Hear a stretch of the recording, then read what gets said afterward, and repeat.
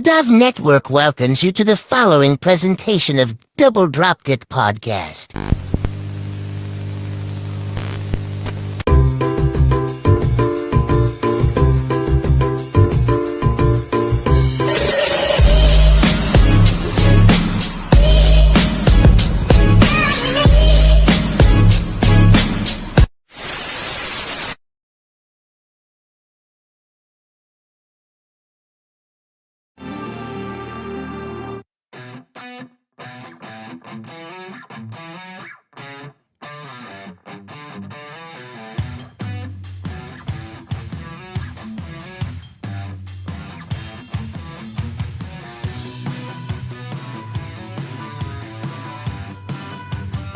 That's right. Welcome in, everybody.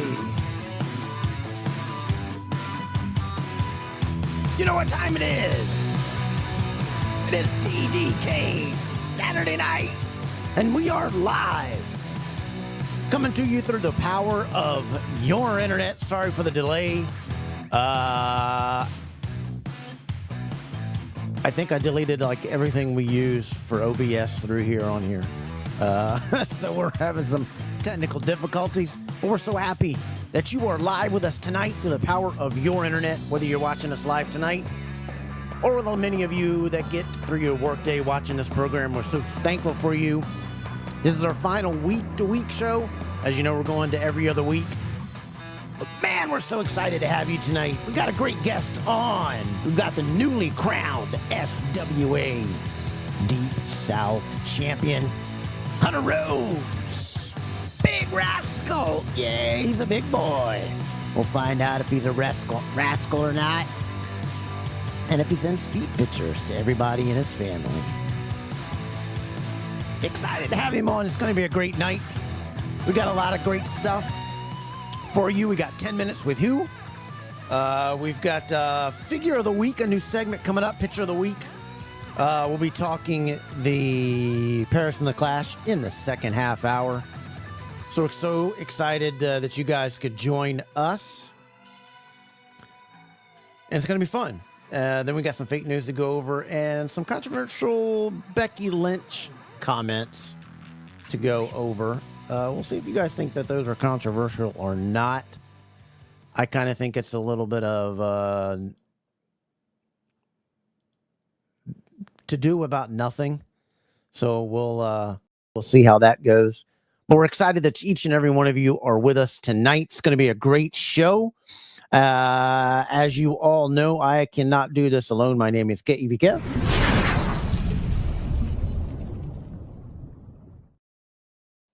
And as always, my partner in crime, Mr. Ethan Thompson. And see, there goes the stuff right there doing what we talked about.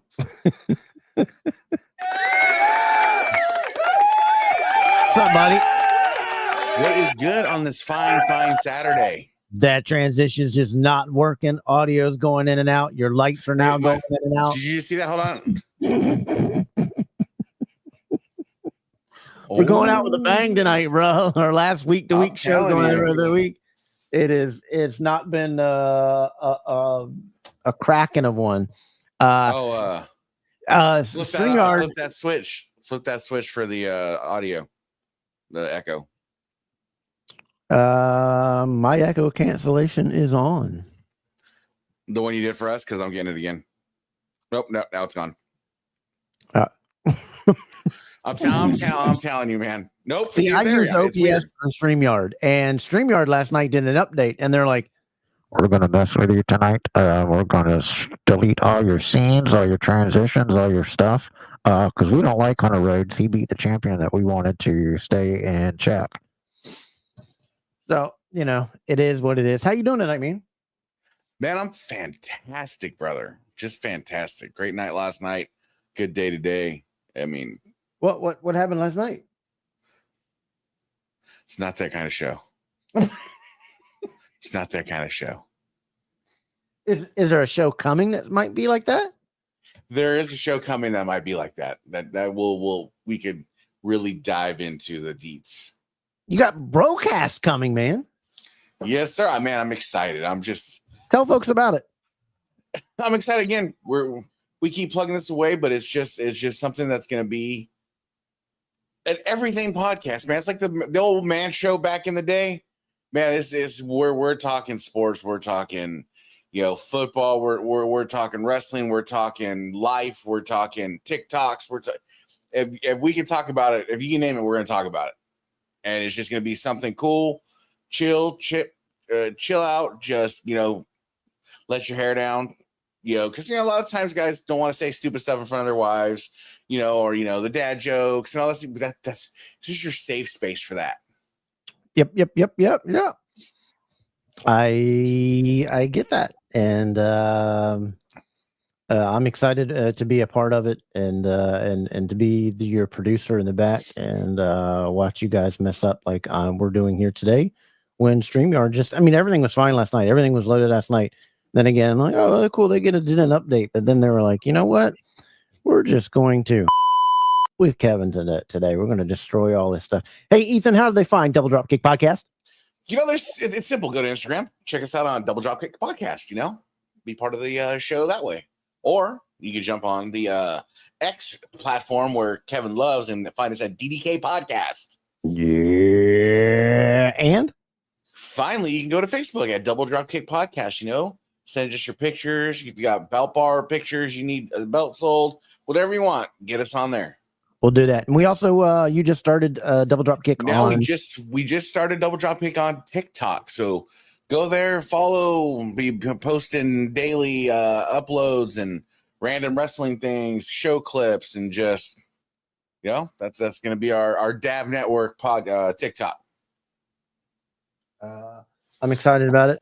It's gonna be pretty cool seeing all the TikTok stuff on there. Hey, also on the DAV Network, we have Spending the Globe podcast there every Thursday night. They're not going to be on this week. They're taking a week off for Mark's birthday. But check out their last week's episode. It was good. I was on there filling in, and the week before they had a great guest too. Every Thursday night on the Wide World of Belts YouTube page, Spanning the Globe podcast. Every Thursday night, 8 p.m. Eastern. They do a great job over there. And check out Stephen Hammer's belt reviews. He does an outstanding job. His reviews are remarkable. I know you've seen his reviews. What do you think of his reviews? Dude, his reviews are phenomenal. I mean, he did a review for me for my NWA United States and sold it like a champ for me. I mean, I appreciate that. I think that got sold, didn't it? Yes, it did. And but his reviews are very useful. And when I say useful, he buys a good moderately priced belt. He gives it the old snap test. He just does good reviews. Yeah, he does. Also, check out Talking Wrestling with Pondwater Dave and Amy. They do a great job. Our guest on it was on there the other week. So we're trying to get the champ to do the new go arounds. They do a wonderful job every Tuesday night. Check them out. He's got so much content on there on the Marked Out Moments YouTube page. Check them out. They do a wonderful, wonderful job. And a little later on, we're going to be talking about this place right here, Championship Figure Brothers on Facebook. Sucker Free Zone, where you can post all your figures. We're going to be talking about that a little later. So go ahead and do that. But the first thing you need to do is pour yourself a drink from the DDK Belt Bar. All the ladies, grab your favorite belt. Hold on tight because we're going to have a great time tonight. Our guest has arrived at the DDK Club. We're going to pull him in, put a little bit of makeup on him, make him look all party. Because it is a DDK Saturday night, and we're having a blast with it, man. We're going to kick it off. As you know, once again, we will not have a show next week. We're going to every other week due to my health issues. It's okay. We're all good. Be every other week. But you'll have lots of content to fill in with that whenever the broadcast gets going. That'll be in between. So we'll talk more about that very soon. So I want to welcome on this guy that is the SWA Deep South champion and new champion as well. He defeated a 3-foot midget, I understand. So it was a very difficult match, I heard. But when did Nick Carnival get into wrestling? Yeah, I don't know. I guess but I heard he just uses ears to pinfall. But ladies and gentlemen, please welcome to the program the SWA Deep South Heavyweight Champion, our guest tonight, and we're going to talk all with it, Mr. Hunter Rhodes.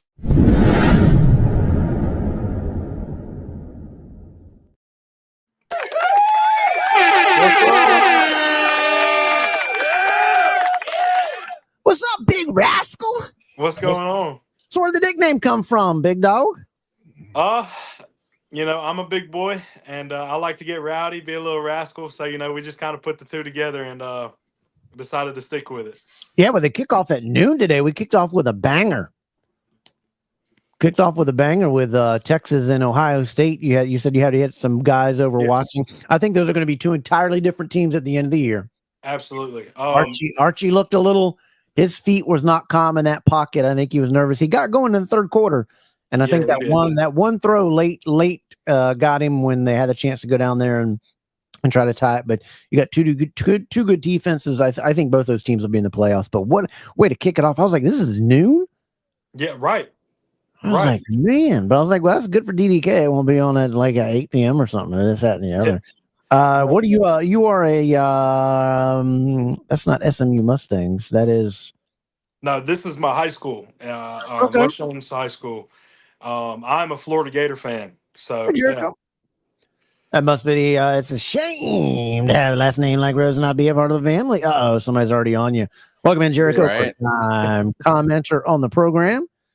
Welcome in to you. That's right. Make sure you like and subscribe. There's Wrestling Bunkers. Hey, the chat's going off for you there, champ. Newly crowned champ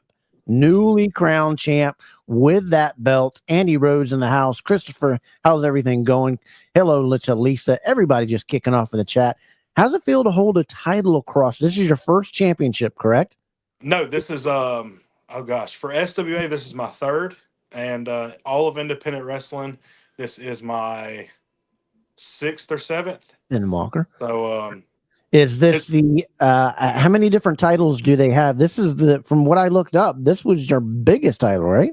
So I'm trying to get it there. So we have the SWA Heavyweight Championship, and then we have this beautiful thing. I guess I'll kind of show it off to you guys. The SWA Deep South Championship. So, Jim. And then we have the SWA Tag Team Championships. So 3 divisions for all of our guys to get in there and scrap it out and try to be the top. So, but it's exciting. It's been an exciting year, and we're just trying to grow. I hear you.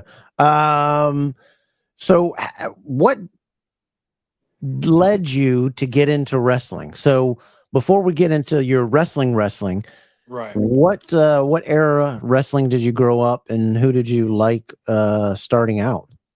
So I've been watching as long as I can remember. I remember my dad, he would have it on every Monday, every Friday. And I just loved what I saw. I was hooked ever since I seen John Cena. That was the guy. Him and Randy Orton, that was the main feud going on whenever I first started watching. I'd kick back in the living room every Monday night and watch it with my pops. And I've loved it ever since, Right. Every time somebody would ask me when I grow up, hey, what do you want to be? Like in a classroom or something, everybody else would be like, oh, I'm going to be a police officer or a doctor or something. I was like, I'm going to be a professional wrestler. I'm going to be a professional wrestler. Yeah, right. I slam people to a mat, pick up midgets, kick them across the room. That was I think you got some King Kong Bundy a little bit into you. A little Vader. Yeah. You grew up loving that era wrestling, but your promotion is very old school.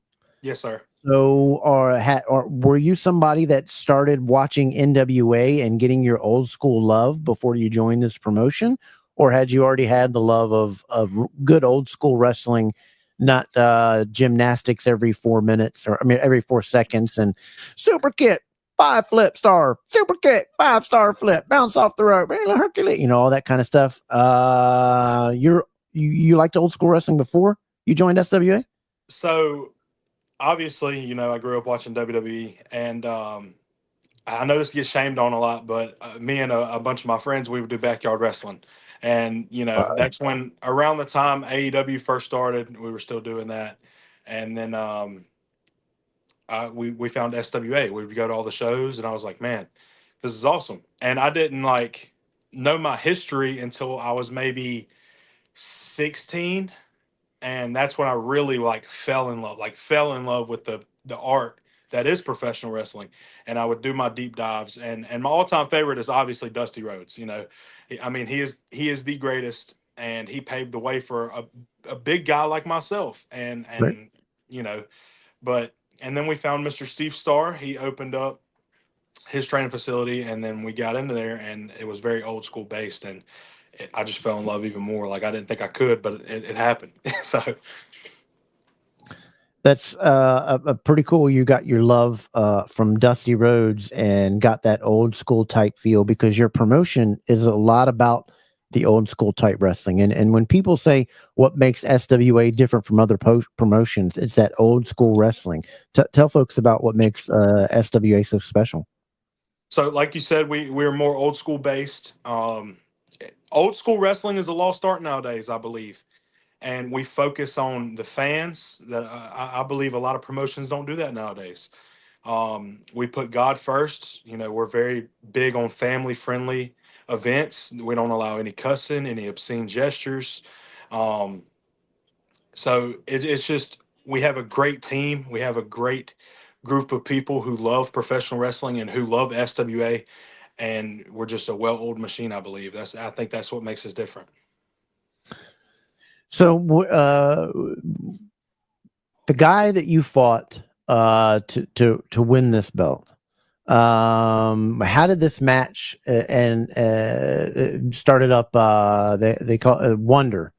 You made him look like he was Stevie Wonder in the ring. He couldn't find you at all. You just whipped up on that old boy and stole his belt. Yes, how did this match get set up with you guys to be when the matches I was watching, is this a rivalry? Have you guys kind of set out to fight each other again? And how did this all come down with you two? So I'm gonna go way back. Whenever I first started training, you know, he had a big hand in training myself and who I'm in a group with. We're called the Varsity Noah and Braden Hosey. They're like my brothers. You know, he had a big hand in training us, and I thought he was just this amazing dude, great wrestler, and I looked up to him. I idolized him, and push come to shove, I started hanging out with him more. I got into the locker room. We finally debuted, and he just wasn't who he was, putting himself out there to be. He thought he needed everything. He wanted everything handed to him. He just has a very poor attitude. Yeah. If he isn't the main event at every show, oh my gosh, he throws a fit. And even when he was a fan favorite, he wasn't a good person at all. I think he took advantage of the fans and the love that they showed him. So earlier this year, it dates all the way back in January. He had the Deep South Championship, and I decided, hey, I want to challenge for that championship. And I said some mean things about himself and the group that he's in called the Rebellion, and he didn't like that. So yeah, he looks like he should be in a boy band from his little promo there. Yeah. So we call him breadsticks because he looks like he's a waitress at Olive Garden. So, so the fans love calling him Mr. Breadsticks. He's coming up with one of them belly aprons. Hello, Mr. Rhodes. Can I bring you some breadsticks with your wine? So I was thinking angry barista. Well, you listen to some Backstreet Boys. So I was just, hanging out. I was going to get some actually massage therapy things from Walmart, like the little patches. Is that what they call it now? Massage therapy when you go in those rooms? Yeah. So, whenever I was coming out after shopping, I felt somebody following me, and he had a camera. He was like, "Hey, are you Hunter Rhodes?" And I was like, "Do I know you?"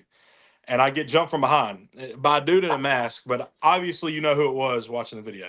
So then I challenged him. Had a bunch of hair grease running down the back from his little. Yes. So I challenge him for the championship. It comes down to it. I've got him beat. He then wedges my hand in between the steps and the steel siding of the ring and just kicks it. And it fractures. You're going to laugh when I say this. It fractures my pisiform bone in my wrist. Oh, pisiform foam? Does that you off when it does that? So no. Is that really a bone? Yeah, it is. Yeah, it's a very small bone. Let's see. The doctor's sitting around there and he goes, the wife has pissed me off all day long. This bone's going to be named on you. Pisiform? Yeah. Pisiform bone. God, can you imagine naming something that? Yeah, so it was I went to the doctor. I worked so hard to get medically cleared because after that match, you have Monty Warbucks, who is the SWA general manager, and Mr. Calvin Rose, who is the SWA matchmaker. They made a match, a Moselle street fight, this was in March for the Deep South Championship between myself and Breadsticks. And, I didn't think I was going to be medically cleared. So they were like, Hunter's not medically cleared. We're going to have to just do an open challenge type deal. Well, the day of, at about 2:00 before the show, I was medically cleared. So I shoot a text to Mr. Monty and Mr. Calvin. I'm like, I'm going to be on the show. I don't care what y'all say. I'm getting my hands on Nick Wonder. He tried to cost me my months off my career. And we do our little street fight. I'm whooping him down. We make our way over to the merchandise tables. And as I'm about to go hit him, he grabs my fiance and uses her as a human shield. And then that distracts me. He pushes her into me. I turn around. He hits me with a chair, pins me 1, 2, 3. And then we just go back and forth basically all year up until this past Saturday. And it finally gets to a point where management's tired of us just fighting all over the place. He's running his mouth. All I want to do is fight. I want to get my hands on him. And serving breadsticks. Yeah. Yes. So then we have a show at Moselle Elementary School in Moselle, Mississippi. And we have a contract signing for a last man standing match at this past Saturday night's event, West Jones High School Stampede 4. Well, during the contract signing, I go ahead and sign the contract. As soon as I get out there, I'm not reading anything. I want to get my hands on them. So that was stupid of me because in the contract, he would not give me a championship match unless I apologized for the mean things that I said about himself and the rebellion. And I was like, oh, grow up. You're a child. So, I asked the fans, I'm like, should I apologize? They obviously say no, but, he was very adamant about you're not getting a shot at this championship if you don't apologize. And I told him, I was like, look, you've tried to hurt my fiance. You've tried to take me out of action. Like you've tried to mess with me. So I'm going to take away the one thing that you care about most in this business. And that is that championship. So if it takes me apologizing to you, I'll apologize. So I apologized to him in front of the crowd. He signs the contract. Well, he didn't think it through because after he signed the contract, I smacked him upside the head with that microphone and I start beating him down. Well, did you apologize for beating him up? Absolutely not. Absolutely not. He can cry me a river. Ethan's used to that, beating people up, then having to apologize later. Yeah, he can cry me a river. He can eat crap and bark at the moon. Like he's not getting another apology out of me. Is that even possible to do at the same time? Eat crap and bark at the moon. If anybody can do it, it's breadstick. What did we say? Breadsticks wonder. That's what we should. I like the sound of that. That actually sounds pretty nice. With his little saucy hairdo and. Dude, it's funny because his hair is black and his beard is like ginger. I'm like, how do you manage to do that? And he's got a gap in between his teeth that you can like drive a Mack truck through. So I don't know, but maybe that's why he's angry. Yeah, his mama birthed an ugly baby. That's why he wore the mask. Yeah. Because they can identify him with that big. Oh, we know that boy is right there. I just see that big old gap between his teeth. Yeah, that's wonder. I know it's I'd probably be angry too. You got the face of a ginger, the gap tooth. He has the 9-year-old haircut. His dad. He was born and his dad was like, gosh, he's gonna. Mama gave him that back to school haircut and it never left. Yeah, right. The doctor slapped the mama instead of the doctor slapping the baby. Yes. Introduce this ugly man. So at Moselle, when we did the contract signing, I was beating him down. He had his lawyer/manager out there, and he hit me in the back of the head with a cane, and he started beating me down. Well, my fiance didn't take too kindly to that. You know, he's been tormenting me and her for the past better half of the year. So she gets in the ring and she jumps on his back, obviously knowing that it's a 90-pound girl. He smashes her into the turnbuckle, and that all I saw was her down. I didn't know what happened. I was trying to recover from, the beat down. So With a cane, mind you. Where did he get the cane from? He beat up an old lady for that too? I guess so. Reginald Blackledge, he just does anything. He was probably using it for his dance step class and his little tap dance routines. Well, and he's also 80 years old, so I don't see how he's still walking around. I'm talking about Wonder Boy. Did he hit you with the cane, or who hit you with the cane? No, so I was beating down Breadsticks, and his manager, Mr. Reginald Blackledge, hit me with a cane from the behind. You're the man with a cane. Ethan, you ever been hit with a cane when you steal them ladies' pocketbooks in California?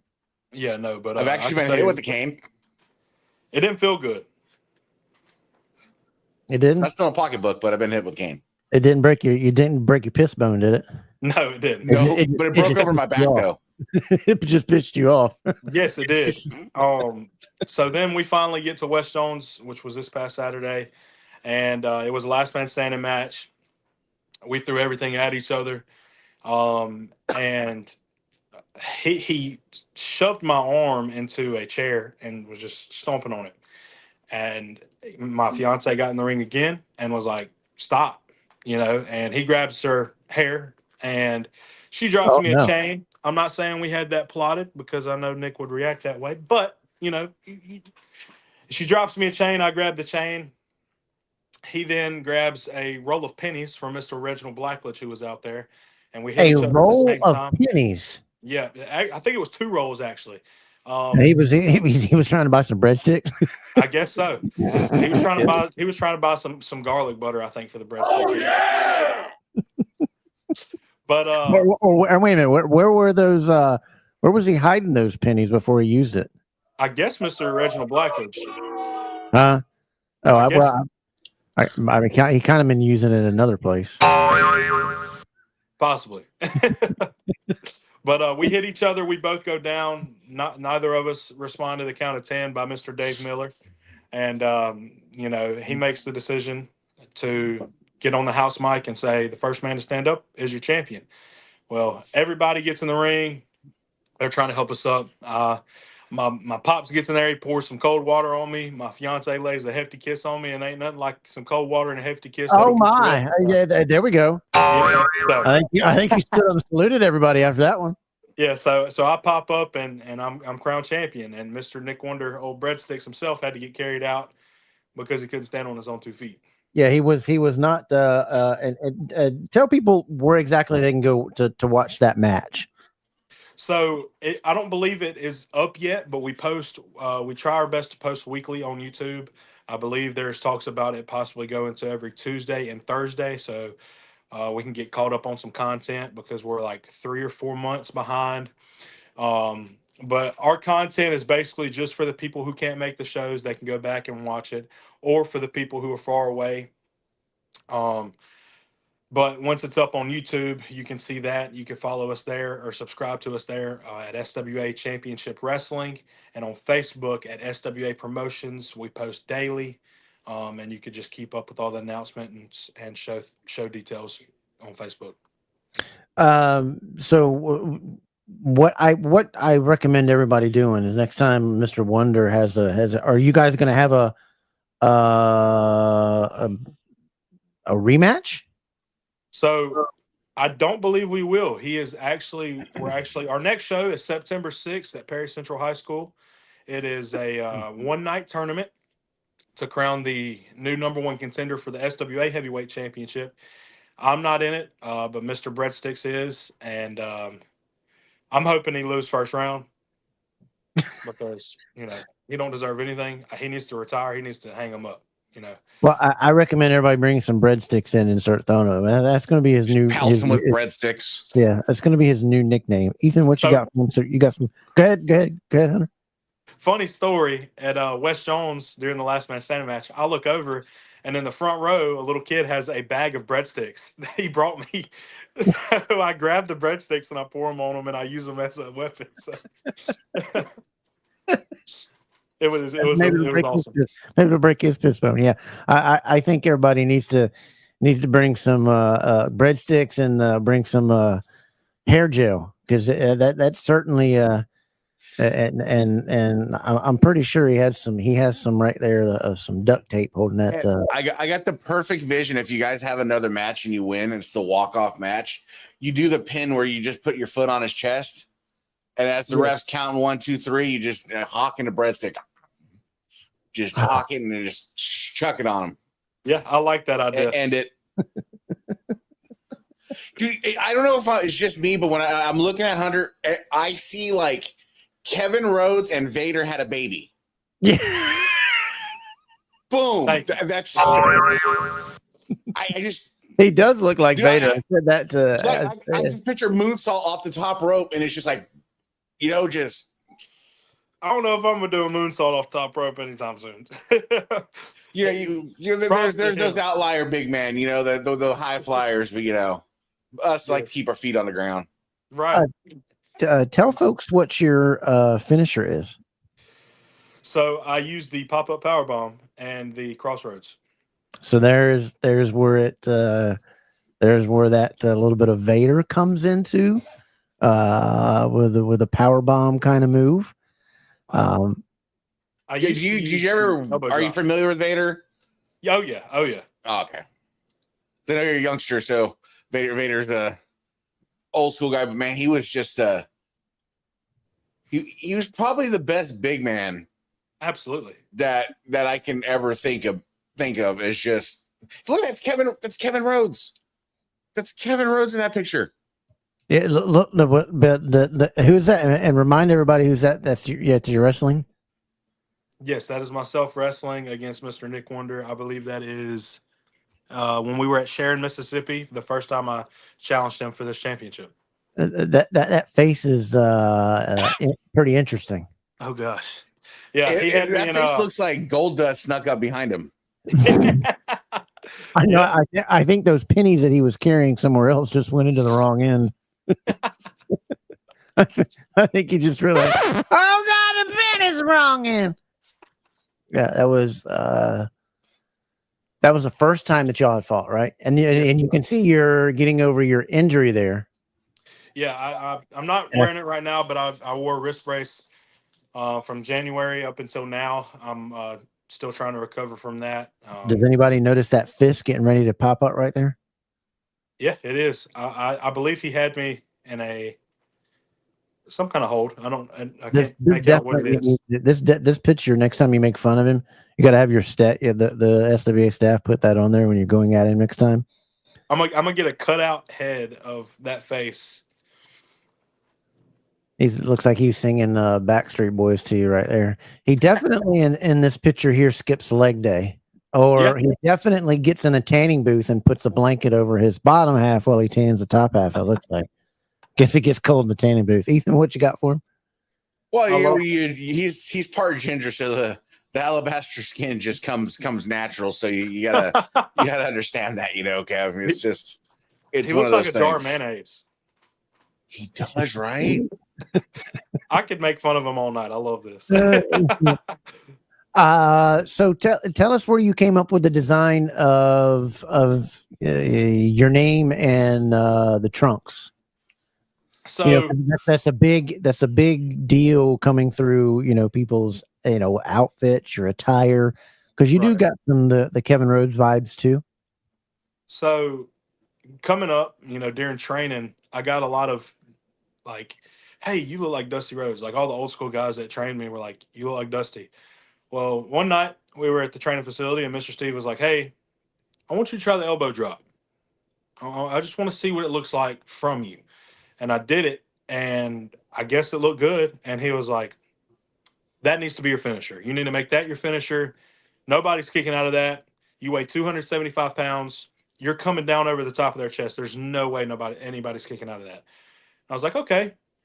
Well, later that night, myself and my two best friends, Noah and Braden, were like, okay, what are we going to call ourselves? You know, and Noah and Braden, they have it easy because, you know, they use their actual names, Noah and Braden Hosey, you know, easy, short, rolls off the tongue. And I was like, okay, I'm not using Hunter Overstreet. That is a too long of a last name, and it just doesn't roll off the tongue.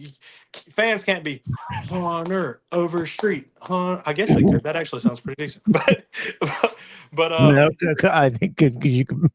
Yeah, Hunter he can just drop the Hunter and just be like Overstreet and be like Overstreet. That is true. That works. That is true. But I was struggling with trying to find a name and what I was gonna represent myself as. Well, I come home and I'm getting ready for the next day, and Mr. Steve sends me a picture of myself in the ring and Mr. Dusty Rhodes in the ring, and he goes, Hunter Rhodes. And I was like, all right, sounds pretty cool, because, and the deal was they wanted me to dye my hair bleach blonde, and I was not doing that. Absolutely not. Yeah. So I was like, you know what? Yeah. I'll call myself Hunter Rhodes just so they can get off my back about bleaching my hair. So No, don't do that. Can I jump back a little bit? You said you did backyard Steve wrestling. Jim Yes, Carrey sir. there on the face a little bit. Yeah, That dude? cable guy. That's a cable guy face right there. Can I come in and we share little things? And it looks just like him from the regular butter. You share, just going up to it. It looks just like that. You know, being an '80s kid, we used to, do a lot of dumb stuff. So when you were doing the backyard wrestling. So when you transitioned to start learning, did that backyard wrestling kind of, I don't want to say take the fear out of it, but took a little bit of the fear out of the bumps and because when I was a kid, we'd set up a trash can full of trash can and fill it full of cardboard and jump off the roof, and we're wrestling that way. So it kind of not made you fearless, but made you fearless in a sense. So when you went from backyard wrestling into training, was it like not as like scary? yeah, in a way, it hurt a lot more. I would say that. We would just get out there and wrestle on the ground and on a trampoline and just have fun. Just a big group of us, and we'd put each other through trash cans and tables and hit each other with chairs and baseball bats and stuff like that. So my body, I guess, was used to it. But professional wrestling compared to backyard wrestling is by far a way different, league. It's a different ballpark. I've always wondered what it would, be like as a kid. So I do my research, and you'd have a lot of guys who would say, like on interviews, it feels like you're in a car crash after every night. And that is 100% correct, So like that is the best way I can describe professional wrestling. And, but backyard wrestling did help because, we were out there slamming each other on the hard ground, and things like that. So, yeah. So you guys even running the ropes, because most people, when they start to transition to wrestling, they're like, "Yo, running the ropes is the worst. It's the most painful thing if you don't do it right." Right, so in the middle of them. Yeah, so it's very it's very small details that you got to pay attention to when you're in there, so that way you don't hurt yourself, so you can focus on hurting your opponent. Basically, the trunks are fire. I like the trunks a lot. Thank you. So yeah. I don't think I answered your question about where my gear came from. Yeah. So actually, funny story. Myself and Noah, we were, I think, a month or two out from our debut. We graduated high school, and a week after we debuted. And we were like, dude, what are we gonna wear? And I was like, I can wear some, tights, and we can use green and gold because that's our high school, colors. And he was like, okay, I'll get, a singlet or something, a green and gold singlet. And I was like, okay. Thank God we didn't wear that because it looked horrible. I'm glad there's not pictures floating around on Facebook somewhere. But one night I was just, scrolling through and flipping through websites, and I found this place called Boxer World. It does look like, yeah. I was like, hey, that's fire. So I designed, I made a design and I put it on there, and Noah did the same. And they come in the day before our debut. So we're like, hey, we're wearing this instead of that. Look, that looks a lot better. Well, Noah, he got like the Muay Thai shorts, like Samoa Joe type shorts. Well, I decided to go with the gladiator shorts because they were different. I wanted to stand out. And people make fun of me all the time. They're like, "Oh, you're wearing a skirt. Blah blah blah blah blah. It looks like a kilt. Blah blah blah blah blah." I'm like, It's "Hey, better than serving breadsticks. yeah. If that helps you remember me, absolutely, I'll wear it. And it's different. It fits my body type. And I just love it. It's comfortable. Does it allow you to be more free and have more maneuverability Absolutely. because It's of not it's that not front seat? tight. It's Right. loose. I can move around a lot more than the tights that I first got. Right. And where did the nickname? What position? You to me, you look like you were an offensive lineman. So funny Did you story. play D line? I didn't play football at all in high school. I tried. I used to be, believe it or not, a lot smaller. I was like Hunter fed you them breadsticks. I mean, what's the name? maybe Breadsticks. Nick. But I was like a buck 75 maybe. And I didn't really hit a lot of growth spurts growing up, so I played like youth football. But when it's time to do high school football, they're like, "Yeah, you're not gonna start at all. You're not gonna play." Way to build the confidence. I was like, "Yeah, thanks, guys. I'll just go cry in the corner now." But I was in ninth grade, still trying to figure it out, and my mom was like, "Hey, you can be in band." I was like, "Absolutely, I'd love to be on the drum line." Well, I go to the band director and I'm like, "Hey, I want to try out for the drum line," and he was like, "Yeah, we have too many people. How about you try out for the trumpet?" And I was like, "Well, okay, whatever. I'm getting a free ride scholarship for college, so why not?" There you go. So I did that, and instead of playing football, but I was at every football game, got to support, Noah and Braden. They were football players, and but when I played, I was actually tight end and linebacker. I played both ways. You play tight end, so you got some hands on you. I I don't want to brag too much, but You got some hands on each other. Who is this dude that does your photography? So that is Miss Kim. She comes to all the shows. She'll snap some good pictures. Tell She's Miss Kim, great. we like to show off the pictures and your biceps, but her signature is just. I know she wants to order tag it, but she's Miss Kim. Can we put it down in the corner just one time so we can see, Yeah, Big so Rascal here for a second? I mean, all the ones that I like, I'll go to her and be like, "Hey, Miss Kim, could you remove the name tag and I'll buy them from you or whatever I got to oh, do." okay. So She's cool about I it. got okay. I get it. Yeah. I get it. So she's selling the pictures and does the. Did you order some breadsticks there? No, I was actually, I believe that was at the Cameron Center in Laurel, Mississippi. We were having a Royal Rumble type deal, and I was the first man out, and I was just sitting there waiting. I'd eliminated number 2 and 3, and I was just sitting there waiting on 4.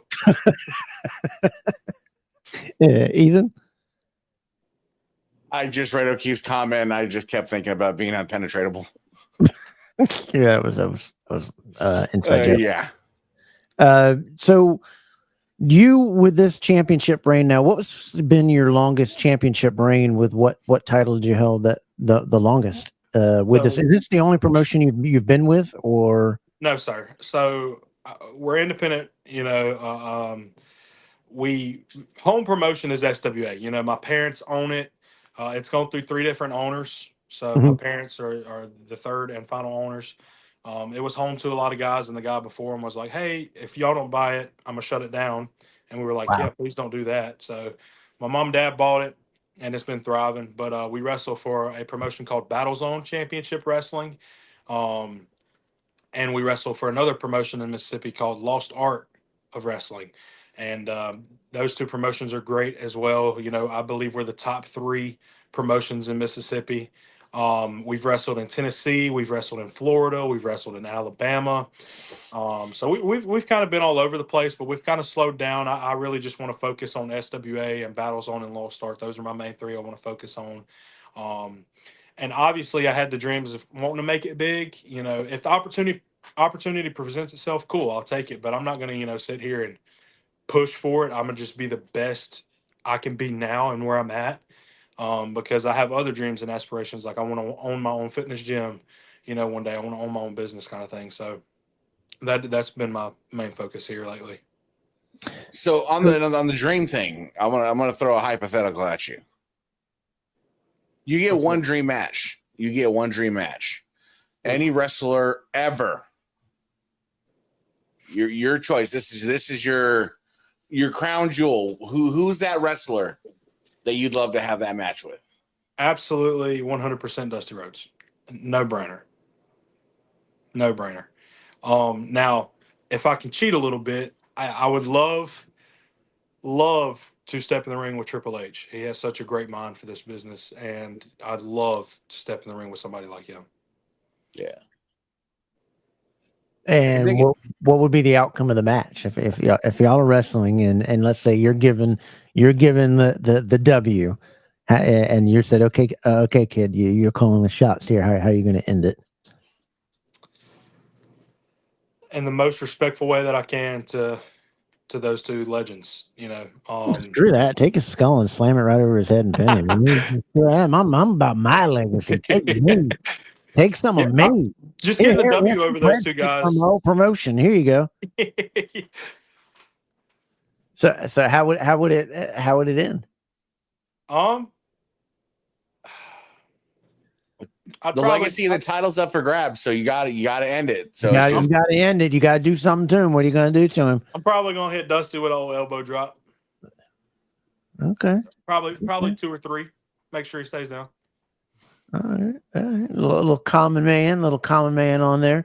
Do you with Dusty? Do you do any of some of his type of moves? The one where his son does, where he likes to fall on his back and then do the pop up hit while he falls on his back. I don't do that one, but I do the razzle dazzle, the 3 punches and then the behind the kill. So nice. You said old school wrestling, and people don't know growing up that old school wrestling, today's wrestling seems to be, it's so distant from the fans besides the opening song. There's really no acknowledging the fans once they're in the ring wrestling, doing anything, no taunting of them, it seems to be a lost art in doing some of that. The stuff that I've seen from the promotions and stuff that I found up doing research and stuff, you guys get into some of that. From today's wrestling to what you do growing up, do you watch growing up? Do you like today's product and wrestling from when you grow up? Because it's dynamically changed from when you were a kid to when we were a kid to today's wrestling. Do you watch today's wrestling? I just love wrestling in general. I love just watching it. I do watch WWE as much as I can. I don't watch AEW as much. Just why because is that? I feel like, sitting down and watching what they do. It's flashy. It's, oh, that was cool, but like they're disrespecting professional wrestling as a whole. They're letting guys get in there and just do what they want. Hey, I'm John Moxley. I can get in there and do what I want. You punch me one time, I'm gonna just bust my forehead open. It's stupid. They are dangerous. I wouldn't want to work with any of the people in that ring. You don't want to work with Darby Allin? Absolutely not. I want to get in there and I want to give the fans their money's worth. Even if you had some breadsticks, you still don't want to work with him? No. Roll a penny, still don't want to work with him? No, I'm good. I've had my fair share. I walked away with the championship, so I got what I want. But continue what you're saying. I think that's why in WWE, though, if you look at now, like you were talking about the fans and the crowd work, I think that's why Dominic Mysterio's kind of going over so much, because he's one of the few that does a lot of crowd work. Yeah, it's important. That is the reason we are there. Absolutely, 100% the reason we're there. Without the fans, wrestling wouldn't be a thing. I mean, if we're being honest, obviously you have Vince McMahon who built it from the ground up, but without the fans, where would wrestling be today? They write our checks and they either love you or hate you, So without the fans, I believe like wrestling wouldn't be what it is today. And that's why it's so important to me to take care of my fans and my supporters. Yeah, it's telling a story, and I think we're getting away from wrestling to soap opera. It seems today your midweek shows or your weekly shows are just about two people standing in the ring talking smack to each other back and forth and they very rarely ever hit each other. Back in the NWA days, the old WWF days, you said some of the stuff that they said, you'd be brawling within 15 seconds. Right. But back in the old days, and I've said this many, many times, this show is named after the finisher from the Rock and Roll Express, and I love the rivalry between the Rock and Roll Express and the Midnight Express.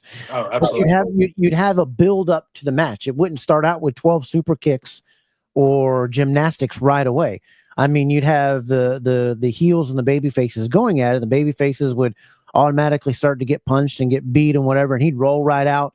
And then he'd make the crowd mad by going to Jim Cornette and crying to him, and are you okay? And brushing his hair for him, and beautiful Bobby and whatever. And then he'd, go after the fan. Arn Anderson did it. Tully did it. The heels don't really interact too much with the fans. And then the other thing I don't like about today's wrestling is it seems like, and this is for you, if you keep wanting to do this, the number one recommendation I think that all these promotions are saying is you've got to have a great entrance song. If you have a great entrance song, you're going to be champion. I mean, look at Mr. Yeet guy. Yeah. He's champion. I mean, he's 5 foot whatever, flabby as can be. And the only reason he rises to fame, anybody likes him, is because they all want to do the Yeet song. But then when the matches start, they just sit there like this. I think myself, Noah, and Braden have the best theme song. It is "I Was Made for Loving You" by Kiss.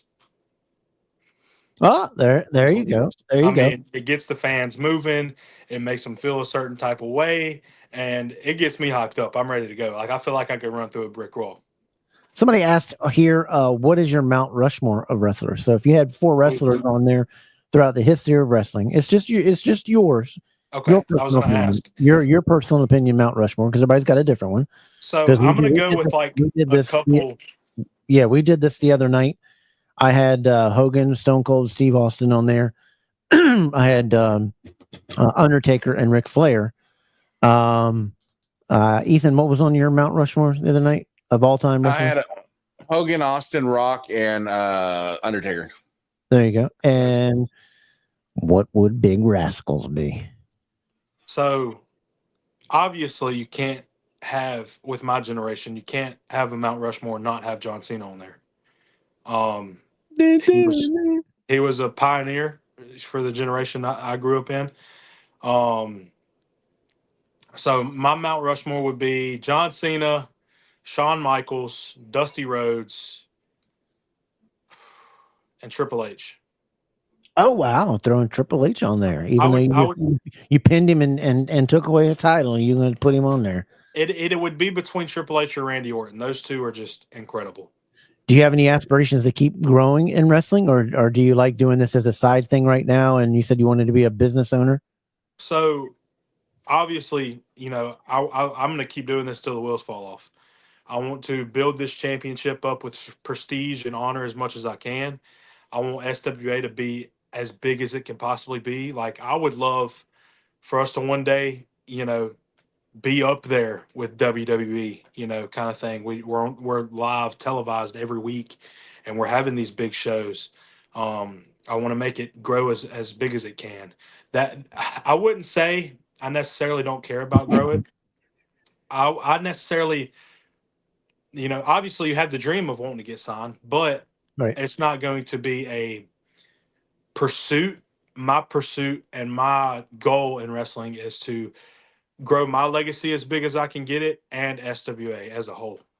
And I think a lot of people need to understand. So support your local stuff. We don't want this in these indie and smaller promotions to fall off. Go follow it.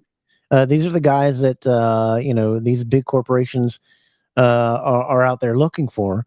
I know AEW loves guys that are 162 pounds and 5'8". So they look for all those type of guys. 5'5", 150, 5'8", 160. Those are the guys that they look for. So if it's still your aspirations, then go for it. Name again the championships that SWA has. They have the SWA Heavyweight Championship, who is currently being held by Barry Wolf. The SWA Deep South Championship, which is mine. And then you have the SWA Tag Team Championships, who are being held by the Hosey brothers, also known as Noah and Braden Hosey, So the representing varsity. Deep South is kind of like the Intercontinental title. It's a stepping stone. Because I guess I expect you to hold that belt for at least a year. I guess you could look at it that way, but I want to make it as big as the heavyweight championship. Well, I mean, if in today's wrestling they don't like to do that, but in the era that we grow up, those NWA titles, those mid title, the NWA TV title, the national title, the United States Tag Team Championships, the Intercontinental Championship, they're just as important and just as big as those other titles. We've lost that art. Everything focuses around 5 wrestlers and 1 title today in each division. We've lost cruiserweight. We've lost tag team. We've lost the fight for intercontinental titles. There's no prestige for the titles anymore. And that's what I'm liking and gravitating more towards indie wrestling and smaller promotions, because they're keeping what people actually want. It seems this generation of wrestling only wants the 5-minute thing and wants constant action. They don't want a storytelling. They want you to flip off. They don't care if you're breaking your neck. They want, which I just don't understand, that they want big move, and then you roll up because you tripped over your shoelaces, and then you get pinned. Right. I think that's what's so special about our fans, the SWA fans, man. I know it sounds cliche, but they are what really drives the force of SWA. Without them, I wouldn't be sitting here talking to you guys, honestly. They are so faithful and loyal to us, and they care about what we do out there. They care for us, and like we were talking about earlier, the modern product is just getting away from what wrestling should be. Like, me and Nick Wonder, we got in there this past Saturday night, and I truly hate that, man. Like, we weren't just sitting here like, oh, I'm gonna collect my money. Like, I wanted to get my hands on him, and that's a lot of what we focus on. Is like, we have separate locker rooms, and obviously to keep the commotion on hold until you get into the ring. And I believe that's what really allows our fans to sink their teeth into. Yeah, Ethan, you just saw that. Make sure that gets to him, because it's not letting me send him the link for the 10-minute thing. Make sure he gets that. So when you look at where you see your career going, what is going to be, now that you've got this title, what's the next step as our time is getting ready to run short here with you? It always does with our guest that flies by. What's next for Hunter Rhodes? And first of all, did you get all the breadsticks crumbs off the belt before you wore it, right? Oh yeah, I sprayed a lot of Lysol on this thing. Okay, all right. So just making sure. But what's next for Hunter Rhodes? And show us off that belt again while you tell us that. So I just want to make this thing, this beautiful piece of gold and leather, as prestige as it can be. I want it to. It's an honor holding this championship. The company trusts me. They're like, hey, we're going to send you out here, give you an opportunity. If you can beat this man, you're the champion. And now you get to run with it until somebody can beat you. And I feel like, we've had 3 previous champions for this championship: Nick Wonder, Pharaoh of Funk, Hillbilly Joe. Pharaoh of Funk and Hillbilly Joe did a phenomenal job with the amount of time that they held it. But Nick Wonder, he just made this championship feel like a side note, a footnote, and just a stepping stone to where he could get to the heavyweight championship. And I don't like that at all. I want this thing to feel prestigious. I want this thing to feel like it's important. And that is my goal. And whether that be go after Barry Wolf, for the heavyweight championship and have 2 championships, I want to be, I've always said to the fans and SWA as a whole, like, I'm not here to take part. I'm here to take over. And I want to be the greatest. And whenever my time under the sun is said and done, I want people to be like, man, Hunter Rhodes is the greatest wrestler of all time. I hear you. I know you said, we have short time. I seen your collection back there, and I've watched a couple of you guys' podcast. I wanted to show you guys some stuff. So this is our older championships from SWA before they got remodeled. This is the old SWA Heavyweight Championship. Okay, throwback to the old. Yep. This is the Junior Heavyweight Championship, what is now the Deep South Championship. Okay, throwback to the NW. Yeah, a lot of them the old TV title and national. And I'm not going to hold up both of them because that would just be a struggle. But this is the old SWA Tag Team Championships. Okay, all right. So I figured that would be pretty cool to show you guys because Yeah. I know you guys like championships. We got we're big we're a belt hobby podcast, and we interview a lot of people that's in with the belt hobby, and we do wrestling and talk wrestling. Make sure you join Wide World of Belts Facebook groups and some of the other groups that we promote here on the program, so that we can get your matches and win your stuff in. It's Wide World of Belts. Love those wrestling belts, big boys belts, championship belt brothers. Then there's the wrestling club, and then there's belt masters, all great on Facebook, and you can post your matches, and we'd love to see your matches and some of your belts when you win them, and some of your pictures from your matches. We all like to see any of that, and so join those groups and let us know what's going on in SWA, and keep promoting it, and keep being a big rascal. So have you scheduled your next match yet? So I'm not currently on the card for September 6th at SWA. My personal next event is September 3rd for Battle Zone Championship Wrestling. You can catch us at Mendenhall, Mississippi, in the Armory there. It's called Rage in the Cage. So every match is in a steel cage.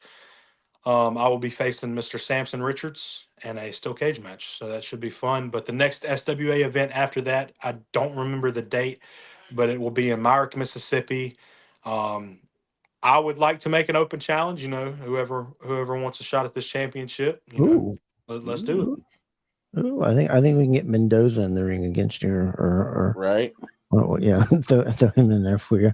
A lot of people said like the collection, like some of the old belts. Do you keep them at your place, or your family's place, since they now own the promotion, and get them on some belt stands and some stuff? Yeah. And you got to come on now, you got to display them, right? So right now we have them safe in my parents' bedroom, but we have them stored away in a safe.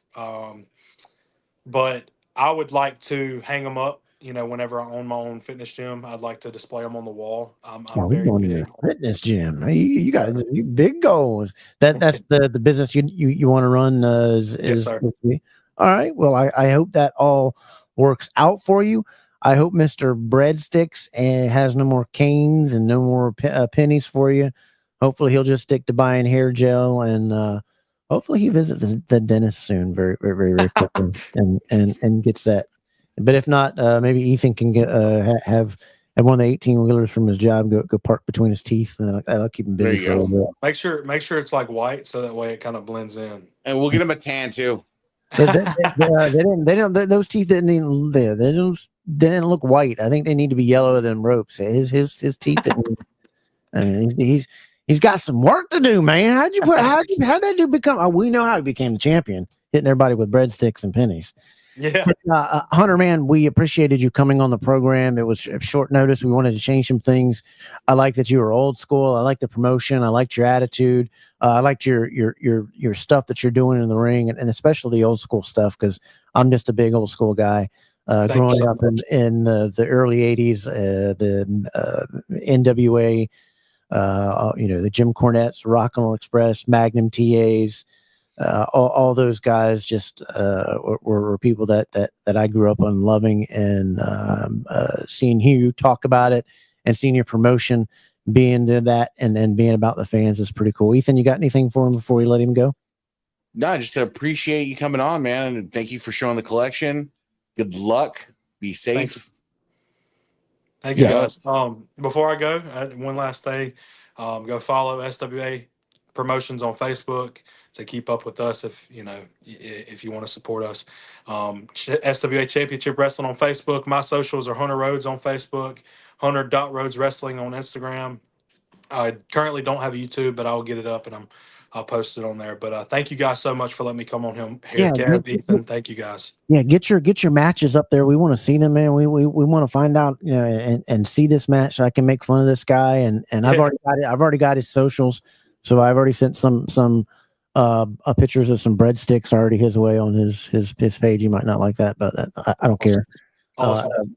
I'll pay the fine. I'll pay the pennies. He'll pay the pennies. So, man, Thank you guys so much. for football, yeah, anytime, and let us know how you're doing and your upcoming matches so we can promote them and tell people about them. Post some of those belt pictures, man. We appreciate you coming on so much, and you have a good one, big dog. All right, and keep it Y'all big. too, man. Go Gators. Keep it all Go Gators. old school.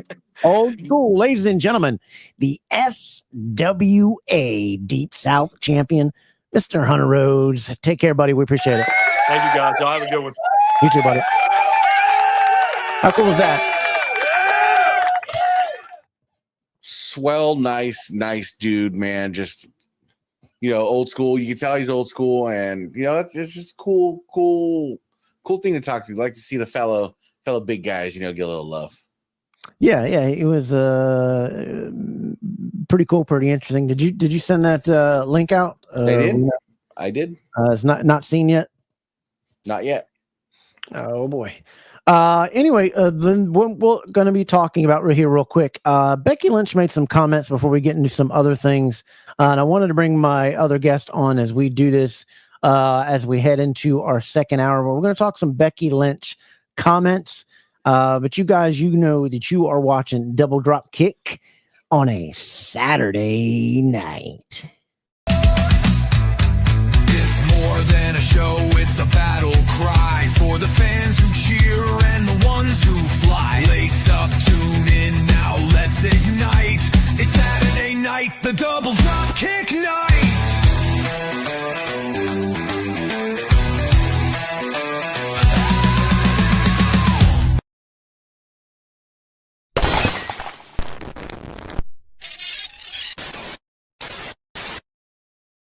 That is right. You're watching DDK Saturday night. We welcome everybody in to the second half of our show. We got a great one planned for you. It's jam-packed. We're going to go over a lot of stuff. We got our good guy, Mr. Wrestling 4, going to come on here in just a little bit, talk some Clash in Paris in just a few minutes. But we got to bring our guy back who's always done stuff with us and joins us on special episodes. And this is a special episode since we're ending our weekly podcast where we go into every other week. Ladies and gentlemen, please welcome to the program, Mr. Steven Hammer.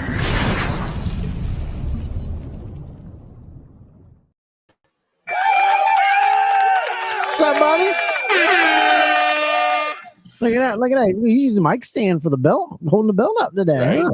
Yeah, I've been using it the last couple of weeks, just sticking a belt on there. I just think it looks cool. I didn't notice it was a mic stand till now. But I can't even remember the last time I took a dump, so my memory's not very, very good. Yeah, I think it looks cool. I just hang belts. I used to use it for camera work. I'd put like an overhead shot, and I would just mount my camera right there. But I was like, I'm just gonna put belts on it in the background. I hear you. Had you guys heard about Becky Lynch's comments? Had any of you guys heard about that? As we talk about this real quick, the Ozzy Osbourne. Yeah, these comments right here, Ethan. I'll let you. Can you? Hammer. Why don't you read off that Becky Lynch part up there? Read that little there. So Becky stated in her promo, the only good thing that came out of here died a month ago. But in fairness to Ozzy Osbourne, he had the good sense to move to LA, a proper city, because if he lived in Birmingham, I'd die too. Initially, before we get back, well, let's go ahead and you can read off what his daughter felt about it, Ozzy Osbourne's daughter. So she said, Becky, you are disrespectful, dirtbag. Birmingham would not piss on you if you were on fire. Hashtag Birmingham forever. Shame on the WWE for allowing such things to be said about my father and his home. So while he's doing that, you just read that off, Hammer. Give us your comments. Magger says they were in poor taste, never bring personal tragedy into a promo. I mean, I see Mark's point, but to me, when I see anything happen in WWE, almost anything, I know it's a work. I know it's not real. Of course, I'm sure what Becky said was in Becky's character. It wasn't whatever her real name is, Rebecca Quinn. I'm sure that wasn't Rebecca saying that. I'm sure that was just Becky on TV being a jerk, being a heel. I know when I watched it, I didn't consider it like, oh, this dirty, rotten scoundrel. I can't believe she said that about Ozzy Osbourne. I thought it was kind of cool she talked about Ozzy. Yeah, MJF has said far worse. Yeah, absolutely. Yeah. Did she say it live? Was that because I can't find which promo was this at when she was doing it, or where was this at? So It this was was- recent. This was on Monday Night Raw. Monday Night Raw, right? During her little IC promo. Okay. Now, But now I don't know if WWE has taken it down or not. I don't know. What's funny is she tagged the wrong. She needs to learn who's the. She didn't tag Becky Lynch's, but I'm pretty sure Becky Lynch got the thing. But that's not even Becky's account there. Ethan, what did you think about it? Just an over dramatic celebrity that doesn't know anything about wrestling, doesn't know anything about how little works work and everything like that. And I can just picture her, the Kelly Osbourne, just overly exasperated, just you disrespectful dirtbag. Like just get over it. Like I said, MJF said way worse. Yeah, I think it's people understand that it's a heel coming into a town, and you always crap on the heel. Maybe she could have worded it in saying, this town is trash. It's what I can't understand how it ever produced such a great icon, and blah blah blah blah blah. Did Maybe she even not say his name? Wasn't it more just implied?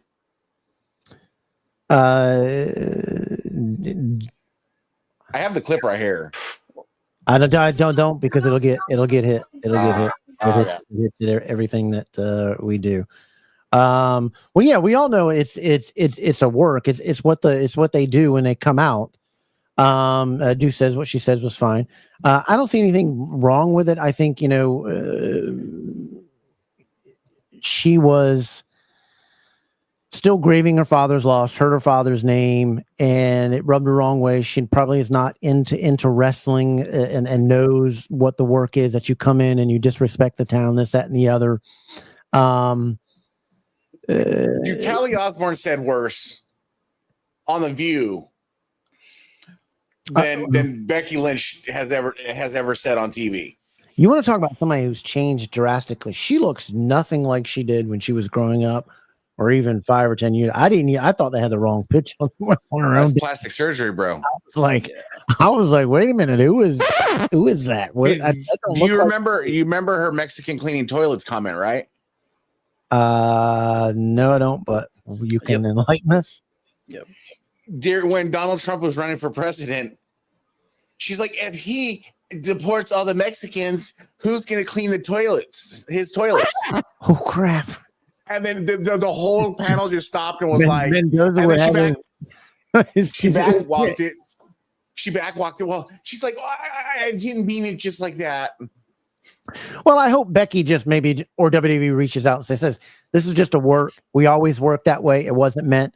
And there was nothing said derogatory about Ozzy in there. It just said the only thing that came out of this town that was ever great was Osbourne. That was kind of it was Ozzy. It's kind of a shot that just include you in it, but that's the heel. That's the heat. You come into a town and you say, we got to get out of here and get to the next town. Ric Flair used to say, because there's certainly no ladies here just going to ride Space Mountain tonight. You're working it. The only thing I could see was maybe, not mentioning the death, just saying maybe that stung her wrong because she's still grieving. But, you could have said, man, this town is such trash. I don't know how it ever produced an icon like the great Ozzy Osbourne. And then I think people would have loved it, but I just think she's taking it wrong. I don't think there was anything of it. Well, at least finally somebody is talking about Becky Lynch, because before this comment, nobody was talking about Becky Lynch. Nobody was talking about her Intercontinental title run. Nobody was talking about her microphone work, her promo work, her matches. Nobody cares. They only care about this. That's it. I mean, I don't know anybody else that's like, I love Becky Lynch. Like, I love her promo. She's doing so good. I could care less about this girl. That's just me being honest. Yeah, I don't like her. A lot of people liked her going, and then it just something clicked where everybody was just like, everybody just doesn't like her anymore. They talk so much about we want to bring new talent, but you keep giving all this old talent the belts. I mean, and to be fair, I don't really care about Nikki Bella either. Right. That's one match I'm really not looking forward to tomorrow. But that'll probably be like a bathroom, go get snacks type of match. But, I just don't like Becky Lynch. I'm sorry, guys. Right. Before we get into our next thing, and we'll move on from that, and everybody can take with it. But I just think it's a heat, and everybody needs to, just relax a little bit and calm down, and maybe they can just at least reach out to her and say, hey, this was just a work. This is how we do it. This is how we do. But every week we got to do this on DDK. And Steven, you get the honor of saying roll it tonight. We got the picture of the week. Are you ready? 3, 2, 1. Roll it.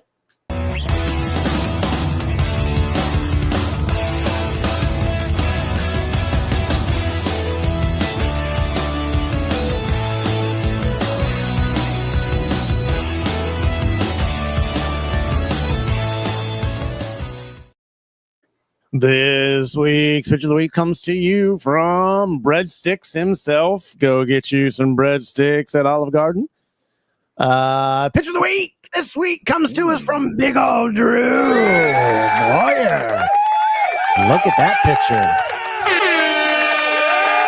Look at that picture there. What do y'all think of that? I mean, that's what we're talking about. Get a little creative with it through the old school over the new belt. It should be thrown over it. The underneath one should be just trashed altogether, in my opinion. But that old school. What do y'all think of this picture right here, guys? I mean, it's just Drew in general. Drew just takes awesome pictures, man. Just phenomenal individual, man. I love his pictures. Hammer?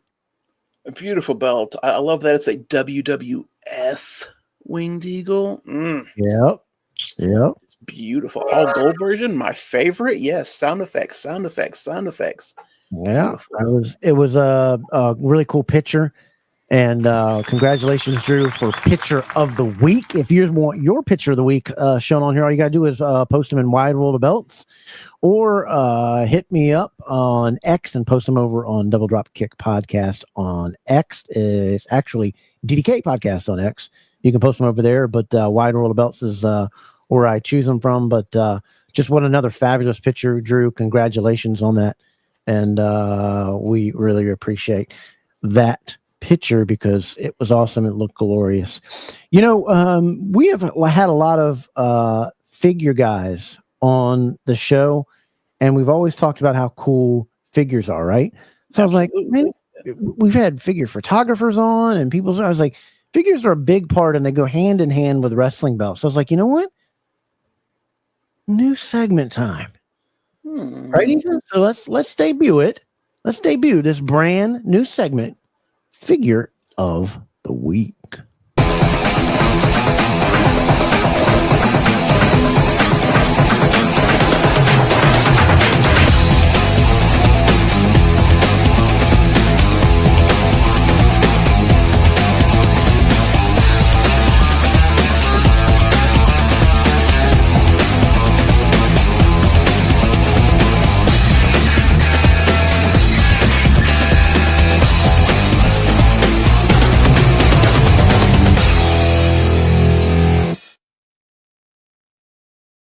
That's right, a brand new segment that we're going to be doing each week called Figure of the Week.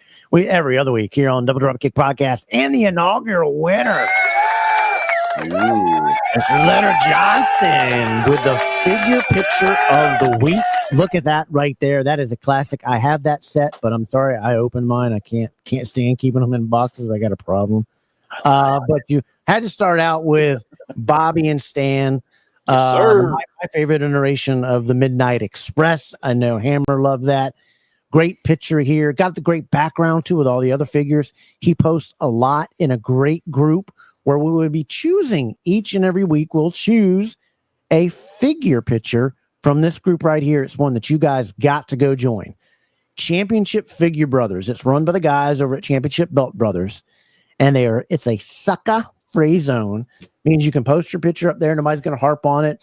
Nobody's going to dislike your figure picture because it's still got a booger on there from when you were 12 years old and you just picked it up and put some, took a picture of it. But you got to go over to Championship Figure Brothers. It's a great group.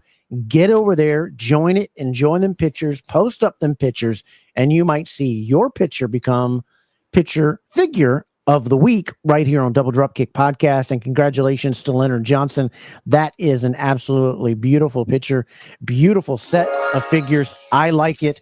Great background, great pictures. Congratulations to you. What do you guys think of that picture? Phenomenal. Those Superstar Classics, man, they had some great figs, man. They really did. Yep, they had the Rock and Roll Express in that lineup. They had the Russians. That's the ones that are behind me. The Russians that when nobody will let me open every time I get to open them. So I go, no, don't open. I have the Russian set. That was great line. It had the British Bulldogs as a tag team in that set too. Very, very cool. Very, very awesome. Real quick before we get on with our next guest, we got something in the DDK belt bar to show you real quick. So I know the DD belt bar is open. We've got somebody that needs to unload some belts at an unbelievable price. They have some small issues. So ladies over the belt bar, show us what we got.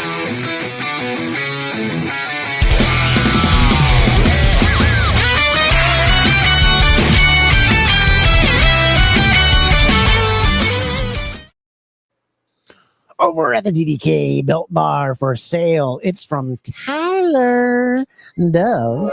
That's his picture there, just for reference. The circle there is blocking out a family member. We don't want to poke them on there. But this is the way you can look him up on Facebook and find him. That'll be the profile pitch there. He's got two belts. They are both made by Assad. They're both 4mm zinc. They both have some minor issues. But for $200 for both of them shipped to your door. The TBS looks really, really great. The snaps are just a little bit rusty and needs a little bit of cleaning up. They didn't look terrible in all the pictures that I have, but if you hit up Tyler, he's got all the pictures for you. They're absolutely worth $200 for the pair. Absolutely worth it. Shipped to your door. Two belts that are 4mm zinc. The TBS champion actually has croc backing on it, so blue croc backing. But there's just some issues with the snaps that, belts from Pakistan, they rust, tarnish, that kind of thing. So there's just minor issues with that. But you also got the WC belt too, but they're both by Assad. Hit up Tyler Dove, $200. That's $100 a piece. When you take out what it's going to cost like $50 to mail those things with the weight. Yeah, you're looking at $150 for two belts, just about. And that is just an awesome deal. So hit up Tyler Dove, thanks to the ladies over the DDK belt bar, and get that belt for you. Oh, pretty please. That's right. That's all you got to say to the wife is pretty please. Tell her, I need that belt. I need that belt. I need that belt. So don't care about the WWE. Yeah, I guess she's not wrong about the city. A lot of people have said about that city. Ozzy would have loved it. Yeah, I do believe Ozzy would have been like, oh, the board. Yeah, did. What a incredible last concert he performed on. Oh yeah, that was amazing. I think entered back to Titanic. Golly. Great picture, Drew. Absolutely beautiful pitch. Oh, yeah. Love it. Everybody loving those pictures. We're excited to debut those that new figure of the week picture and to promote that group. It's a great group. Absolutely. Give him congratulations all around. That's one of the admins right there, Ben Walker. Yep. Congratulations to both those guys for picture of the week and figure of the week. And I forgot to mention this. Thankfully, Ben says that. Ben saves me all the time. All figures are welcome. That's why you saw in that that preview, whether it's your Ethan and his Iron Man, or it's your Superman, or it's your guy that's not a superhero, Batman. You got all those type of those guys. Any figure, even if it's one of yourself. King Kong. Yeah, Star Wars figure or anything like that, or King Kong, or Godzilla. Can we do Godzilla? Or I'm a big Godzilla man. Yeah, there you go. Any figure, any pictures, welcome. It's cool. But we appreciate that to those guys for doing that, and that group is really incredible. Ethan, what do you got for this off? What about masks? Ask him. Show off. What do you got there? These are Triple H's entrance mask from WrestleMania. Those That are I so printed cool. out. That you printed out, right? Yeah. Awesome. Can Gotta get anybody the little netting for them, but other than that, they're all You done. should put it on. Let's see. Put it on. Oh no, I got a big head. I got to oversize it. Oh, come on. Yeah, that's pretty cool. So we want to make sure that you guys do that and post up and join that group. It's a pretty cool group. But the last thing we got really quick before we get on to the last segment, we have a scammer alert.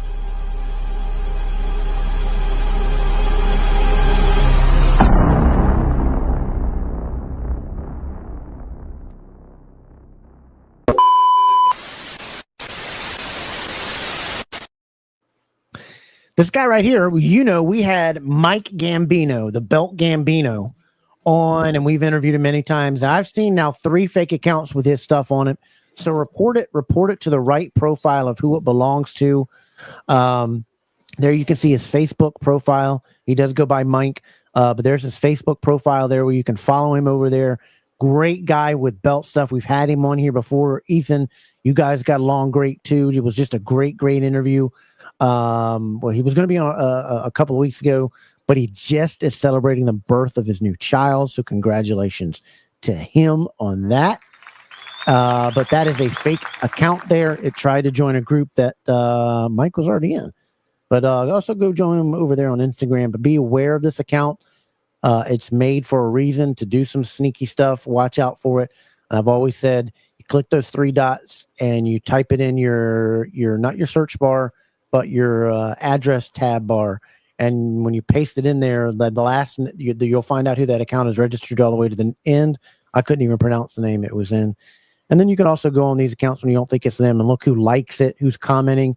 And it's a guy from Tennessee, and there's a bunch of people from Taiwan and Cameroon and all kinds of stuff that are on there commenting like, I don't see you being friends with a bunch of people all around the world. But watch out for that account. No good to you, dude. Because Mike's this is happening more and more lately, so everybody watch out. It happened to me like last week. Happened to you. Yep, we reported on it. So just be careful. Yep. It's not a good thing. Did anybody, I wanted to show this real quick. I didn't know Bret Hart's Bret Hart's saying is what when he says Best there is, the best there was, the best there ever will be. Did anybody ever know where that come from? I found out. I'm the greatest champion there ever was, ever is, or will be. I've got the real belt, the WWE. Very, very interesting. Maybe that's why he hates Hogan so much. Maybe that's where the thing. I didn't know that. After that clip was pulled up, and I was like, "Oh my, Brett! Oh my!" Smart to run with it. Smart to run out. To do that. Yeah, they are. Ethan, what he's been able to print out is pretty cool. But I didn't know that. So, and I'm surprised Hammer didn't know that. Had anybody else in the comments? Maybe it'll make its round, that video. Maybe it was making its round when I saw it. Just don't let Bret Hart see that video. Well, he's too busy worrying about Goldberg right now. But as you guys know, we've got our main man coming on here talking about a great pay-per-view that people are going to like. Great, with 5 matches? Yeah, there's only 5 matches, but hey, it's okay. That's a good, happy time frame for matches, in my opinion. It's not overly booked. It's not underly booked. I think 5 is the happy medium, in my opinion. No, not for you guys. It's for me. All right. But before we talk about that, we gotta bring on our main man to discuss this, right? Well, bring him on. Come on. He's our guru when it comes to PLEs. Ladies and gentlemen, welcome to the program, Mr. Michael B.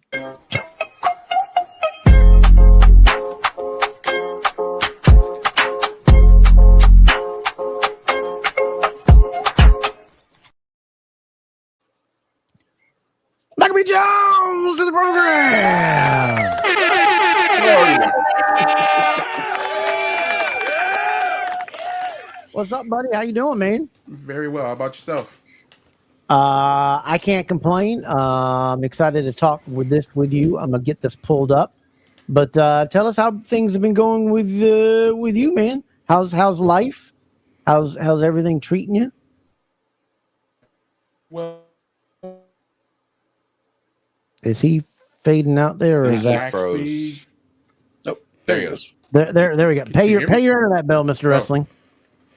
no, There I we actually go. froze. I was trying to say, actually, I won a belt that I hated for all of my life. Now I love the belt.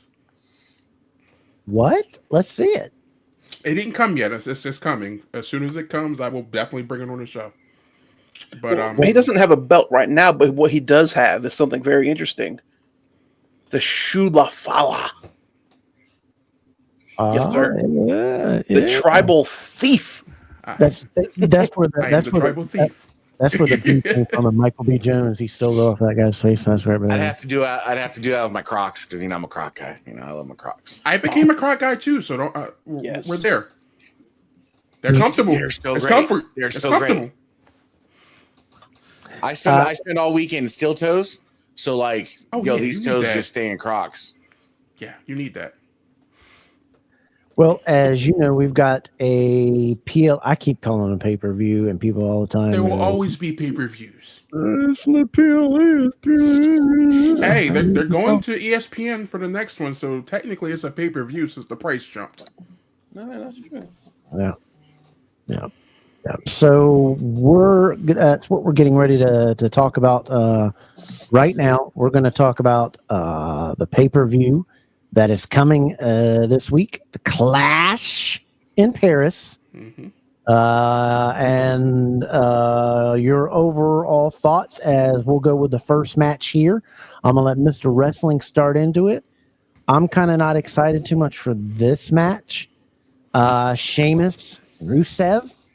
Mr. Wrestling, lead it off. What do you think? And who's going to win it? And you guys in the comments, let us know who do you think's winning this match. This is one of the matches. Well, actually, there's out of the 5 matches, I like that. I'm interested in match. There's only one match I'm not interested in. That's the Becky Lynch match. I'm like Hammer. She never did anything for me. Yep. So, but we can talk about that later on when we get to that point. But Sheamus and Rusev, I'm interested in this. They've been funny with the backstage brawling every few segments on Raw, so that's kind of entertaining.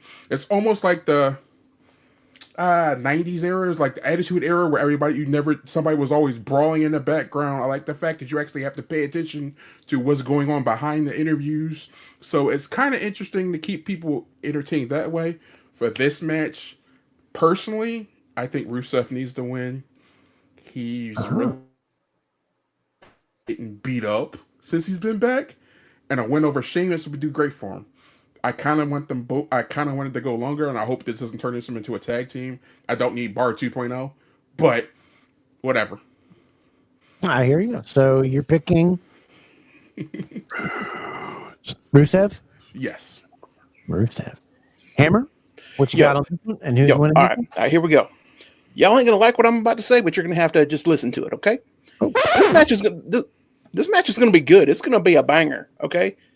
Even if you're not looking forward to it, these are 2 big meaty men about to slap meat.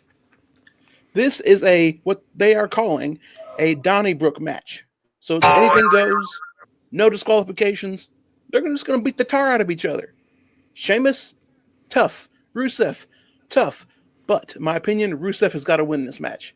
He has to. Like, anytime you've seen The Undertaker wrestle in like a buried alive match, that was his match, right? He always lost. So this is Sheamus's match. He's going to lose. I think Rusev needs this win more than anybody. Yes. Street fight match. It's going to be great.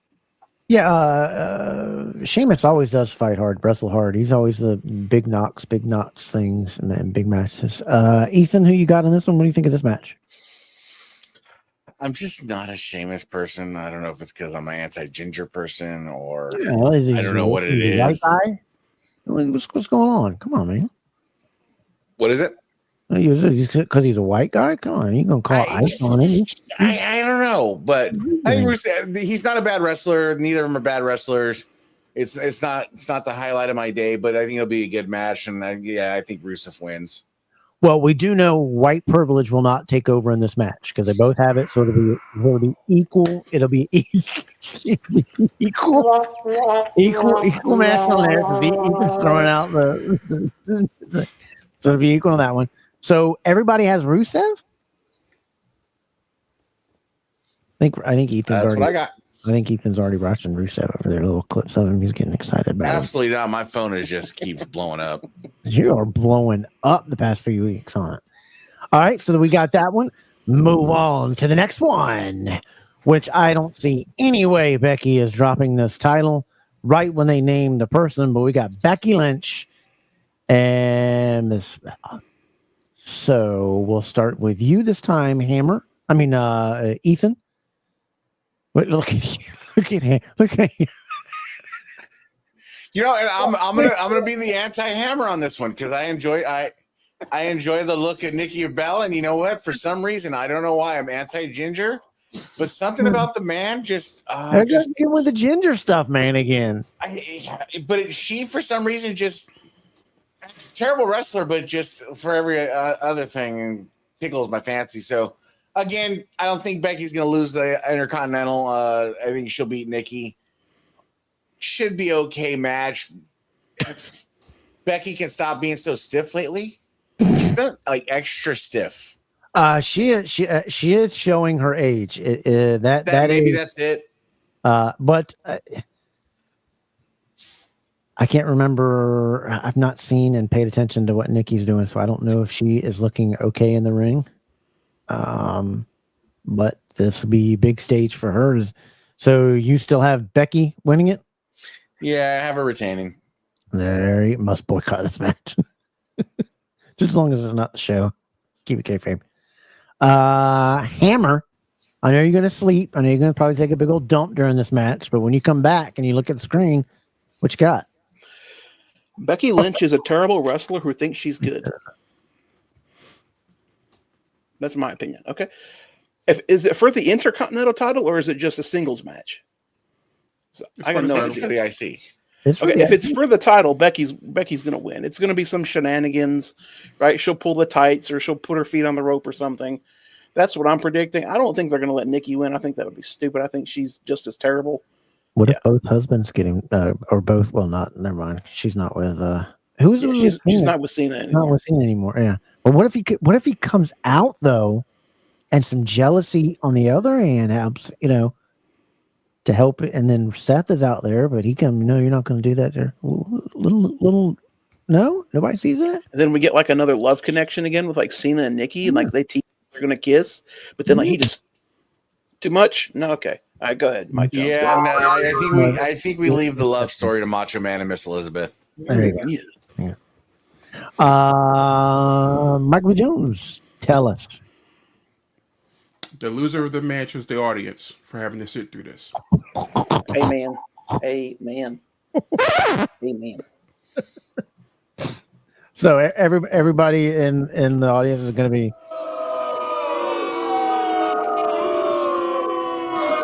I mean, they go all the way to Paris to have a nice pay-per-view, and then this is what we're going to get. So go ahead. More than likely, we'll see. Well, actually, I don't know. I was hoping we see glimpses of the psychotic Bailey, but who knows? That'd be my only highlight of this match. Bailey's so overzealous, she comes out to attack Becky that she costs Nikki the match. Okay, I like that. Yeah, I could deal with that. Here's Mr. Unpenetrable. I hope for anytime you see Bailey's cakes, I mean that's just a good day.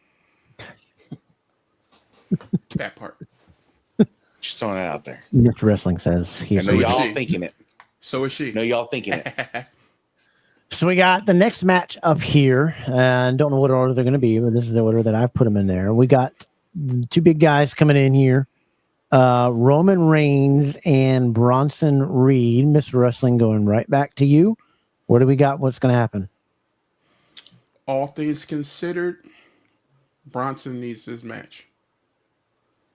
Roman can afford a loss. He's not fighting for anything right now. He's just fighting at this point, and plus he has a movie to go film. So he needs if Roman wins, it's going to be an injury angle right after the match. So just lose and do the injury angle that way. Plus, I'm a Bronson Reed guy. Obviously, I got a Shula follow on.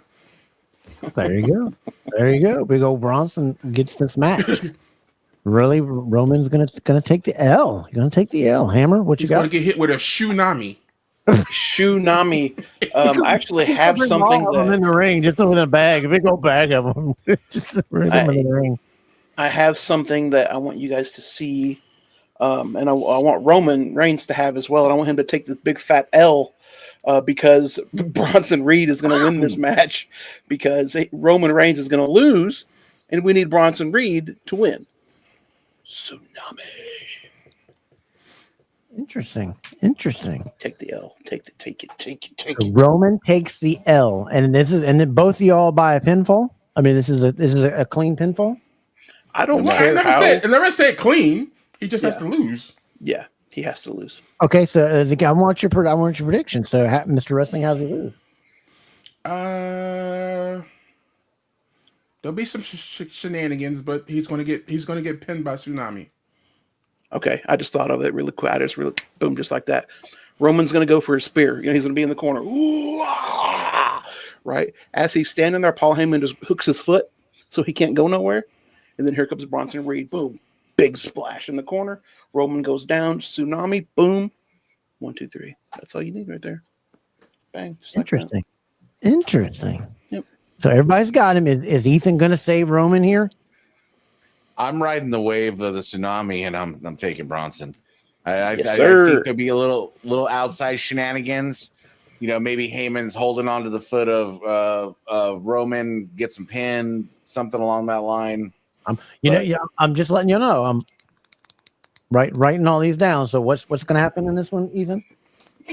I think Heyman plays a role. Maybe holds his foot down after Bronson Reed hits him with a maneuver and just little shenanigans, but Bronson gets the W. So did nobody get what about the shoes? Anybody get their shoes back? No. Roman already said he don't care about the shoes. He just want to fight. He fights for championships. Yeah, but you don't. He's not gonna be able to make it. Yeah, so you don't think I want my tennis? I want my tennis shoes back. I don't want them to. What would be funny is to be like, yeah, you can have your tennis shoes back, and they show a live shot of where he's taking them, he's tied them together, and he's thrown them all onto the power lines. I thought you were gonna say throw them in the. Yeah, throw them in the where? I thought you were gonna say throw them in the river. People jumping up there. If they're at least on some line somewhere, people can't get them. But so nobody gets some shoes back. He loses, and then that's where we're going on that one. He's fighting for shoes. He should come in there shoeless. Is that? He's coming in with his size like, I want my shoes, man. You took them all. Or Bronson. You see that meme where it was like the next time Bronson Reed sees Roman Reigns, Roman's going to be wearing flip flops, so he can't steal his shoes anymore. Or Bronson should come in there shoeless and then put on one of his pairs of shoes. They're probably not the same size, but he has some shoes that look like his. He tells the referee, hold on, he brings them out. All right, so we got to do. He says no. Roman's not going to take. I don't think he's going to take the L. All right, so it's not almost a consensus, but there we go. Now we're on to the one that everybody wants to see. John Cena and Logan Paul. It's going to be interesting in the athleticism and what John Cena can do. He did look great his last match, I thought. Ethan, give me what's going to happen on this match. I'm going to take Logan Paul. Oh, dang. I'm going to take Logan Paul on some kind of, I think it's going to be some shenanigans. I think it's going to be shenanigans weekend. I think there's going to be some shenanigans. There's going to be something happens or I don't know. Logan Paul's grown on me and I hate John Cena. What? Always have. Logan, I've never been a Cena guy. Why is Logan grown on you? he's took the wrestling serious. He athletic guy, good in the ring. I like his S talking. So we birds of a feather flock together. So I like it. All right, Hammer, what you got? All right, well, I'm looking forward to this match. I think it's going to be a fun match. Logan's really talented. Cena is super talented. I find it funny. Somebody made a point that like this whole John Cena heel run, he was winning match after match after match after match. He turns babyface with Cody Rhodes, loses that first match back as a babyface. Makes me wonder, is he going to lose this match to Logan Paul? Is Brock Lesnar going to be there? Yada, yada. I don't know. But I do hope Logan Paul wins. Wow. Yeah. Because I think that's going to be like the pivot for Cena to like go after Brock or whoever, right? I think that's going to be what it is that just sets him off. He's got to go after him. I think, yeah, Logan Paul, I think, needs to win this. And I think it's funny bragging rights that like Logan Paul could go around saying, I beat John Cena. I think, yeah, he needs to win. Wow. I'm just surprised that because I know Ethan didn't like Logan when he came in. I still don't like him, but I'm impressed of how far he's come in the ring. But his whole shenanigan, I guess maybe what's rubbed me wrong. Maybe it's just me and my old thing. Just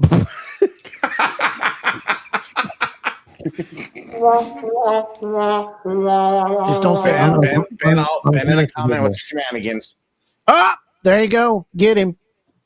There you go. Maybe it's just because of where he came from, being a what do you call it? Online personality, influencer, and some of the dumb things that he did early on. Maybe that's what it is. If he came in from from that, but that's what you're going to get a lot today because everybody's a star, unlike everybody on this program. We're just all a bunch of nobody. Yeah. So we're never gonna be famous. Just only Mr. Wrestling.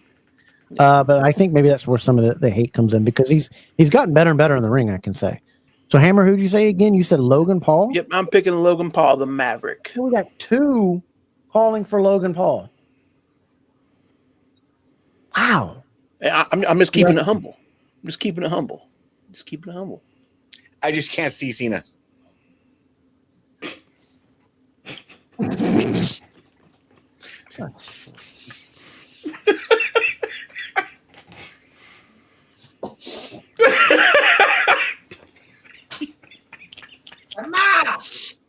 Show's over. Here. I'll do it for Kevin. I'm gonna turn on my heart. Hold on. I got my heart turned on right now. Turn it on. Show everybody your heart. Turn it on. I got my heart. There you go. But in this case, because I'm picking Logan, we're gonna go red with the heart. That's what we're gonna do. Oh. Wrestling. Talk some sense into here. Is this what's happening? It's kind of hard to argue with their both of their points. However, there's a way for them both to be happy. If there's I have two different options. One, Brock Lesnar's music hits. Cena gets distracted. Logan rolls him up, pins him, gets out of dodge. And they both say face. Brock never comes out. Logan had them play their music just to piss him off. Just because he knew he was playing head games with Cena. Or Brock Lesnar's music hits, Brock comes out, Brock destroys Cena, Cena wins by DQ. Logan starts celebrating like, yeah, I did this. Brock destroys Logan Paul. Crowd goes home happy. So what you're implying is there'll be shenanigans. Out of respect for someone who's a fan of the Road Warriors, I was trying not to use that word. Chicanery. Yes. Yes. Yeah. I don't see. Now y'all making me think. I hate y'all when y'all make me think on a freaking Saturday when I don't want to think about anything.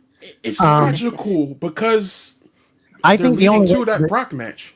Yeah, I think the only way for the pin is I absolutely.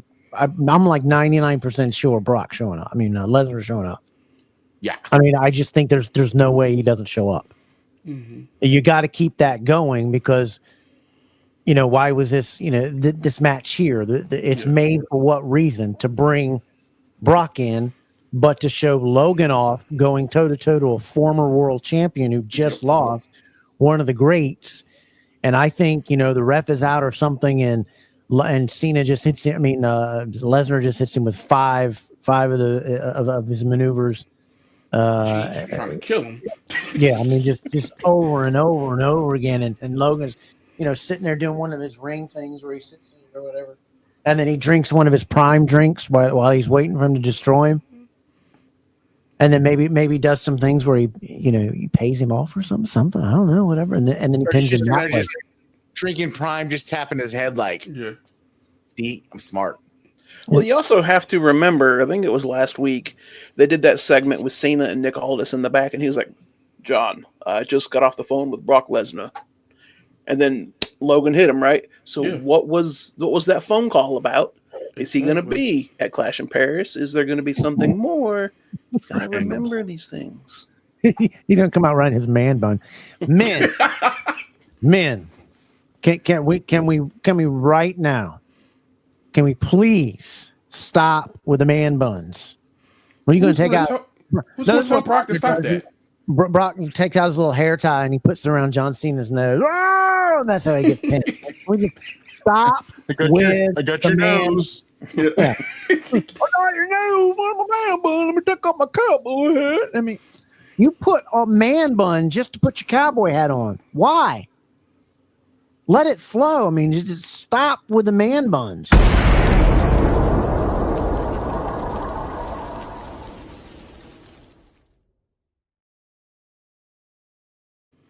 Period. I'm gonna throw a different.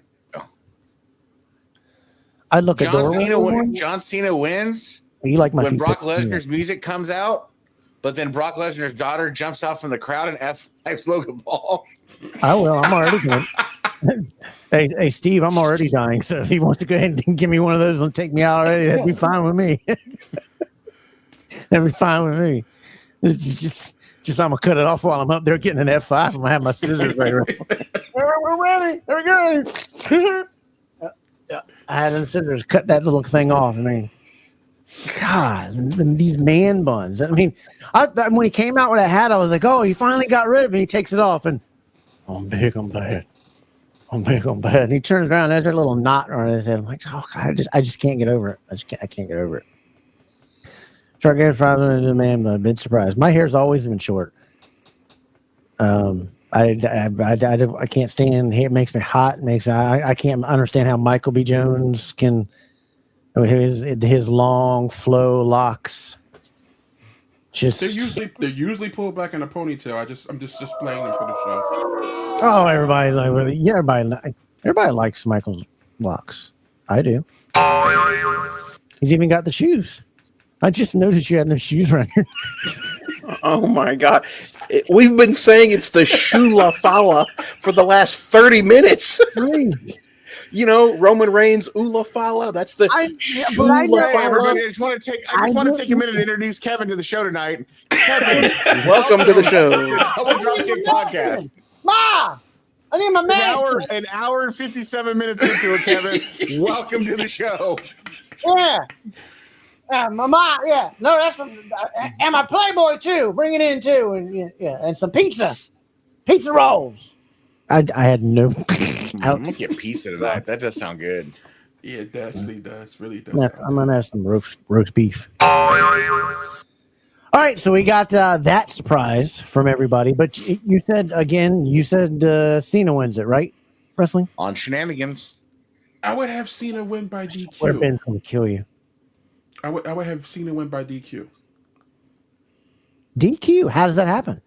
Remember, Brock beats him down. You're making the list. Brock beats him Okay. down. Okay. So nobody gets anything. And okay. I get you. I paid all that money just to see somebody interfere again, but that's a WWE event, so that's what we're going to see over everything. So that's interesting. And then we got this big sprawl here. Everybody in this had to be under 6 feet to get in the match. That was the requirement. You had to sing Yeet. You had to have a crazy outfit. You had to have a terrible name. And you had to be a guy with a Pepsi tattoo to get in this match. Mr. Wrestling, give us the lowdown on how this works, even though I think Seth Rollins is a spectacular wrestler, entertainer, superstar. Love everything he does. It's cool. Give it to me. I'm actually a fan of all 4 of them for different reasons. I don't like Pepsi Boy. He's a great wrestler. I've watched him from ROH till now, so it's kind of hard to just ignore him. Cheese Keith. LA Knight, I have history with him from being Eli Drake in TNA, since everyone knows I love TNA, so I guess I'm a dummy, but Yeah. Seth Rollins, I followed him since he was Tyler Black in ROH. So Age of the Fall, I watched him when he was a tag team wrestler. So I watched him grow. Seth, the whole crap continues. Tell us how you really feel. Jay Uso finally came into his own. I felt they pulled the title off him a little too soon, but it happens. He got it out the way. He can solidify himself as main event Jay Uso because he's champion. Everybody was tired of singing his song, probably. That's how we choose our champions now. Is who has the best interest song. But he's still over with the crowd, so that's why you can't really take him out the main event picture. It's like shenanigans. Every time I hear Yeet, yeah. I'm just. All right, so who I just noticed you had shoes on. I might as well pay attention to what you're saying and doing now. Who's winning this match? It's too soon to take the belt off of Seth. If you were to take the belt off of Seth, you would need him to. But sorry, man. But it just doesn't like Seth. I kind of like Seth. I like this. I like the flashiness. I like the over the top. I like the flair things that he does with the outrageous outfits. That's what I'm saying. I said it's too soon to take the belt off of him. No, I was talking about the comments. No, the comments. People are see now. You're not paying attention there, Michael B. Jones. The shoelace is too tight around there. That might be because I'm starting to get a little lightheaded. No, Stone Cold he said I think Seth is unbearable. A lot of people don't like Seth. Seth wins. Same old. It's interesting. Oh wow, boy, my brain is mush. People don't like Seth. Anybody is overexposed in this match is actually Jay. Jay's the most overexposed in this match. I love Jay to death. He's out of his league right now. Out of them. Honestly, LA Knight should have gotten the push that Jay had, but yes, that's just you passed up on him with the Money in the Bank too many times in a row. He was been hot. If you hot shot a championship run right now, it should go to LA Knight. Now everybody's agreeing with me. It should go to LA Knight, but I think Seth should retain. We don't think there's some correlation here coming. I'll get to everybody's. So Hammer, what do you got? Deuce just said exactly what I was thinking. Anybody but Jay. I think Jay is the least on this totem pole here. I love Jey Uso. I love the Yeet. I love the music. The music is on my playlist. It's a bop, bro. I love that song. Yeet, sure just me, Oos. I love that song. But when the bell rings, Jay to me is so boring. In the tag team, phenomenal. Singles Jay, I cannot stand. He's just not good. And especially when you compare this to Seth Rollins, LA Knight, CM Punk. It's the same three. It's the same three things. It's the super kick, it's the frog splash, and then one other maneuver, and then we do it all over again. Pretty much. So you have Seth retaining. Yeah, I think so. Yeah. All right. Ethan, we know you've been sitting over there getting yelled at on your phone for being a little bit late ordering pizza. Who you got? Actually, I'm gonna keep Seth retaining. I think he pins CM Punk, and I think that's how it goes. Nice. Very That specific. was short and sweet. Pizza must Very be on the way. specific. Well, I think they're setting up. They need to keep setting up Seth and CM Punk so CM Punk can get his Mania moment, get his get back. Get his get back. So, you give Seth another pin against CM Punk, starts getting in CM Punk's head, work your way to WrestleMania. So, could see something. Again, Jey Uso is shouldn't even be in this ring. This is anybody gets pinfalled, right? You don't have to pin the champ. Anybody's pinfall will win. I could see them two going off into the distance, just beating the crap out of each other, and LA Knight taking it. But I don't think they're going to put the belt on LA Knight. I wish he'd have gotten a different name than LA Knight. It's kind of weird to me, that name anyway. But I do see the matchup where, what big event are they going to push towards them? Is this going to be Survivor Series is next, right? Coming along? WrestlePalooza. WrestlePalooza? You got the first ESPN show. Yeah, where they got the Rollins. I don't think. I think there's a retain here. But I see that. I think there would be a retain. I don't think anybody drops it here. I don't think they give it to. If anybody was gonna, I'd like to see it to LA Knight, but then I don't see how it goes back to one of the other two because they need to have it on either Seth or CM when they fight. Yeah, I mean, unless you have Punk win in Paris, and then the ESPN deal is Punk versus Rollins wanting his rematch for the title, you could do that, but Then that kind of weakens the Mania thing for CM Punk too. Yes. Yep. Yeah. I mean, it like I said, I like I like the LA Knight winning it, but it just doesn't fit the storyline of what's going. And this is where we get to where things WWE, you're getting your storylines, all those people that you're paying so many money to sit around that came out with this guy in WrestleMania and how you ended that. Your storylines are getting just very, very predictable by how you're booking your matches and your main event because you can see where it's heading because of the people that are beefing with it. I just, I don't see somebody winning this on a small PLE. I just think this is a very weak PLE to begin with. And the thing is, they don't do their championships like they did 25 years ago, where you'd have a title change on a Raw. You kept it. It was fresh because you could see Mankind win the title, or it was just less predictable.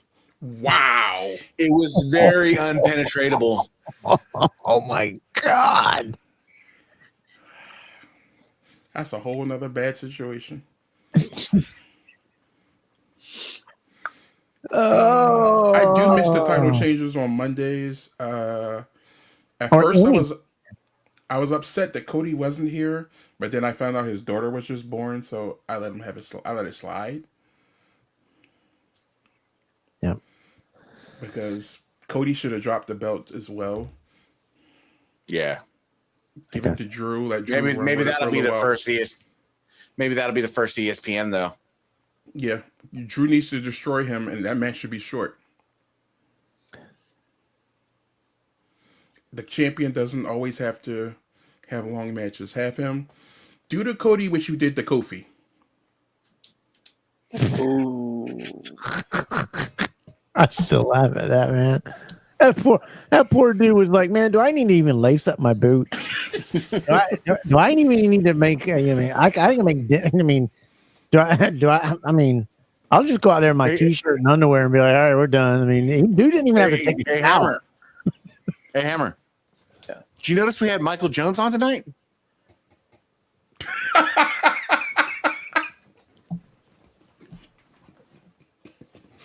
I had to. Oh, did you know Ethan Thompson just left DDK? God. Wow. I did notice that. So mean to me, man. So mean, dude. Hammer, you keep Hammer. You know what? How you doing there? Brand new sidekick with me here on Double Drop Kick Podcast. It is the big dog, Mr. Wrestling. Hammer, you gonna quit laughing at me?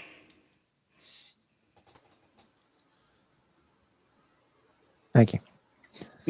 So we got to put everybody back on the totem pole where they rank during the show, or I'm gonna get in trouble. Ethan was like, "Man, why you having me down at the bottom all the time? Put comments over my face and stuff." So I was like, "All right, whatever." But anyway, I want to ask people the last 30 seconds. Are we and you guys 10 seconds each on this, real quick? And for you guys out there, are we tired of these small PLEs? And are there too many of these PLEs? Is it getting too big? Too many wrestling? No, I'm fine with the 5-match format. AEW proves too much is too much, even though they have less pay-per-views throughout the year. That's my rant. Gotcha. Hammer? Yeah, AEW does way too much. Nobody wants to watch a 7-hour AEW pay-per-view. 5-match pay-per-view from WWE is going to be fantastic.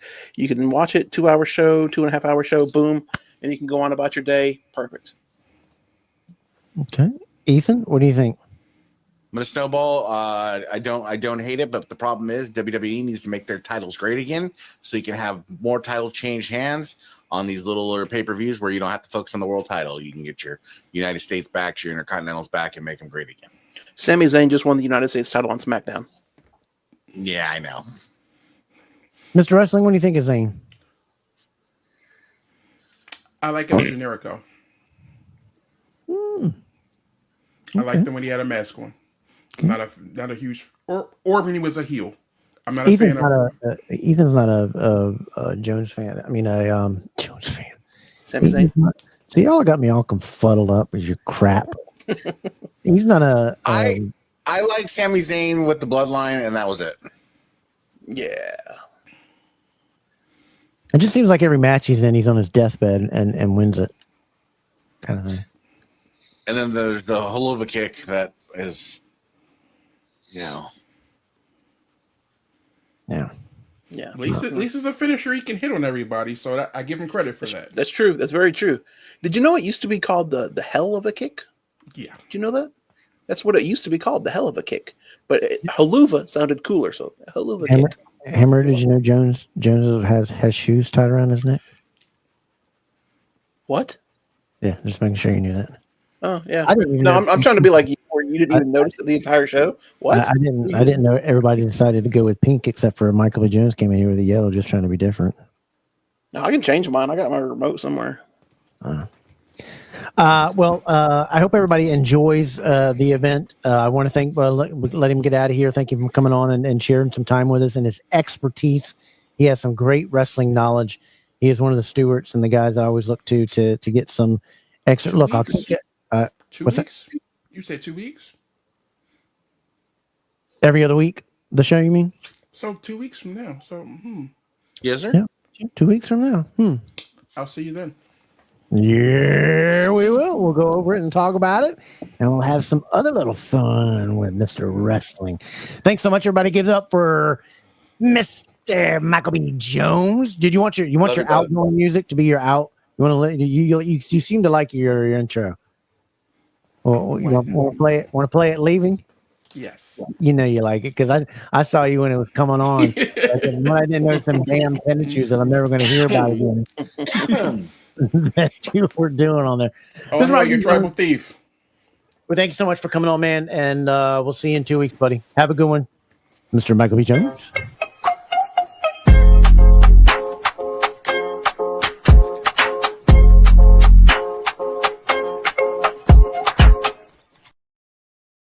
Did not notice his tennis shoes. I did not notice it. All right, before we get out of here, I want to thank everybody for joining. As you know, I'm going to give the mic up to these guys to thank. We've had a great year and 3 months run of being every week on this podcast. And as you know, or if you do not know, we're going we're going into every other week due to my health issues. Just something it's I'm okay with it. Everything's cool.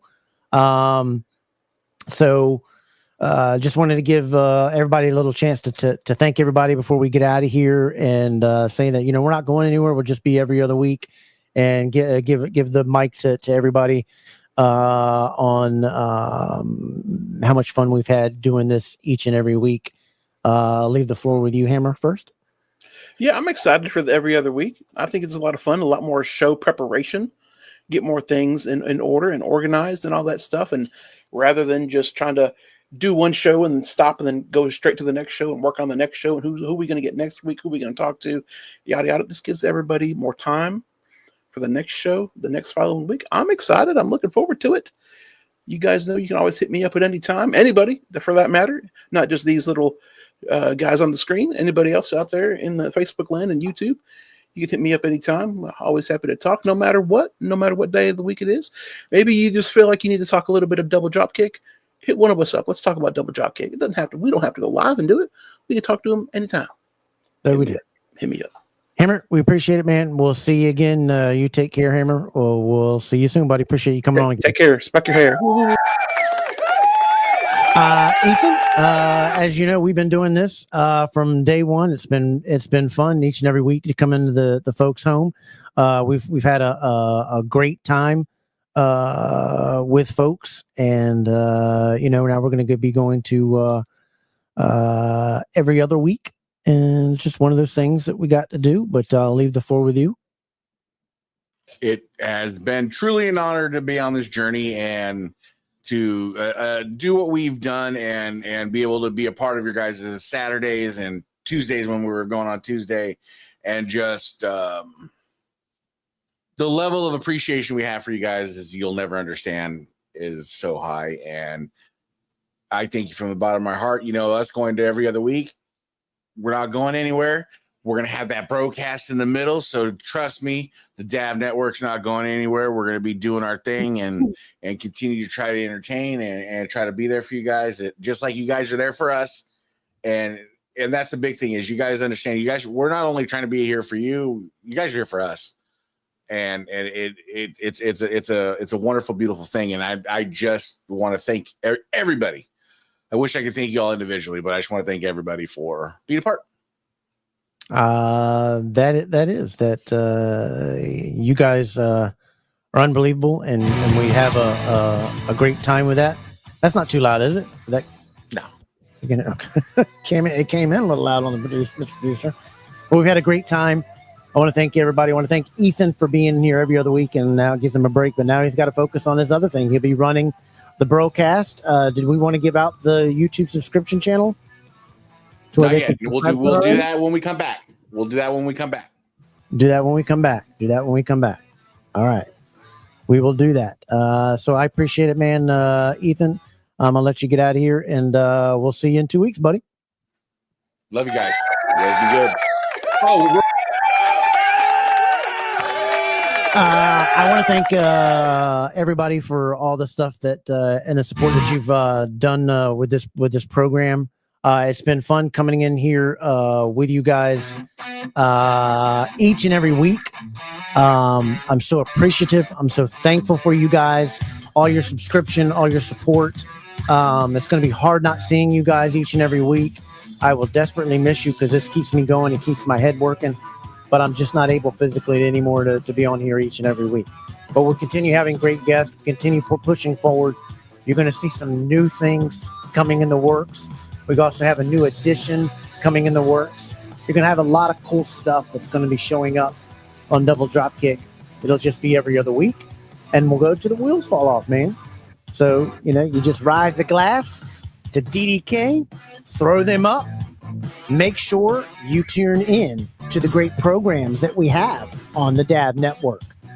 Like Spanning the Globe Podcast every Thursday night, 8 p.m. Eastern. Check them out. They are great. They will not be on this week due to a birthday for Mark. Also, check out Mark's Leather. Mark Championship Leather. Hit him up. Leather knees. He's got some openings. Also, you got to check out C4 Authentic Belts. They're the only ones partnered with Crumb Rind themselves with actual cast pieces from the original. Go over to Facebook and hit them up, or go to c4authenticbelts.com. And remember, C4 Authentic Belts, taking you back to like it's 1986, baby. Make sure you guys, again, go check out Championship Figure Brothers. Congratulations to the Figure of the Week and the Belt Picture of the Week. That'll be a new segments coming on there. And like I said, we got some great things coming up. Broadcast, Spanning the Globe, Double Dropkick, all on one network, all for you. I'm going to miss you guys next week. So anytime I'm around, I'll be laying in the bed. Just hit me up. And thank you again so much for a great show. Thanks again to the new SWA Deep South champion, Mr. Hunter Rhodes. And as always, you guys remember to come back here in 2 weeks for another happening DDK Saturday night. And we're going to kick it off really, really good. And hopefully we'll have this special guest book that we're trying to get booked. Hopefully we'll come back with that. If not, it'll be another jam-packed show as always. But again, I really want to thank you guys for coming in here each and every week. And I'll see you in 2 weeks. So until then, stay kind, stay safe, stay humble. And we'll see you in 2 weeks right here for DDK Saturday night. Good night, everybody.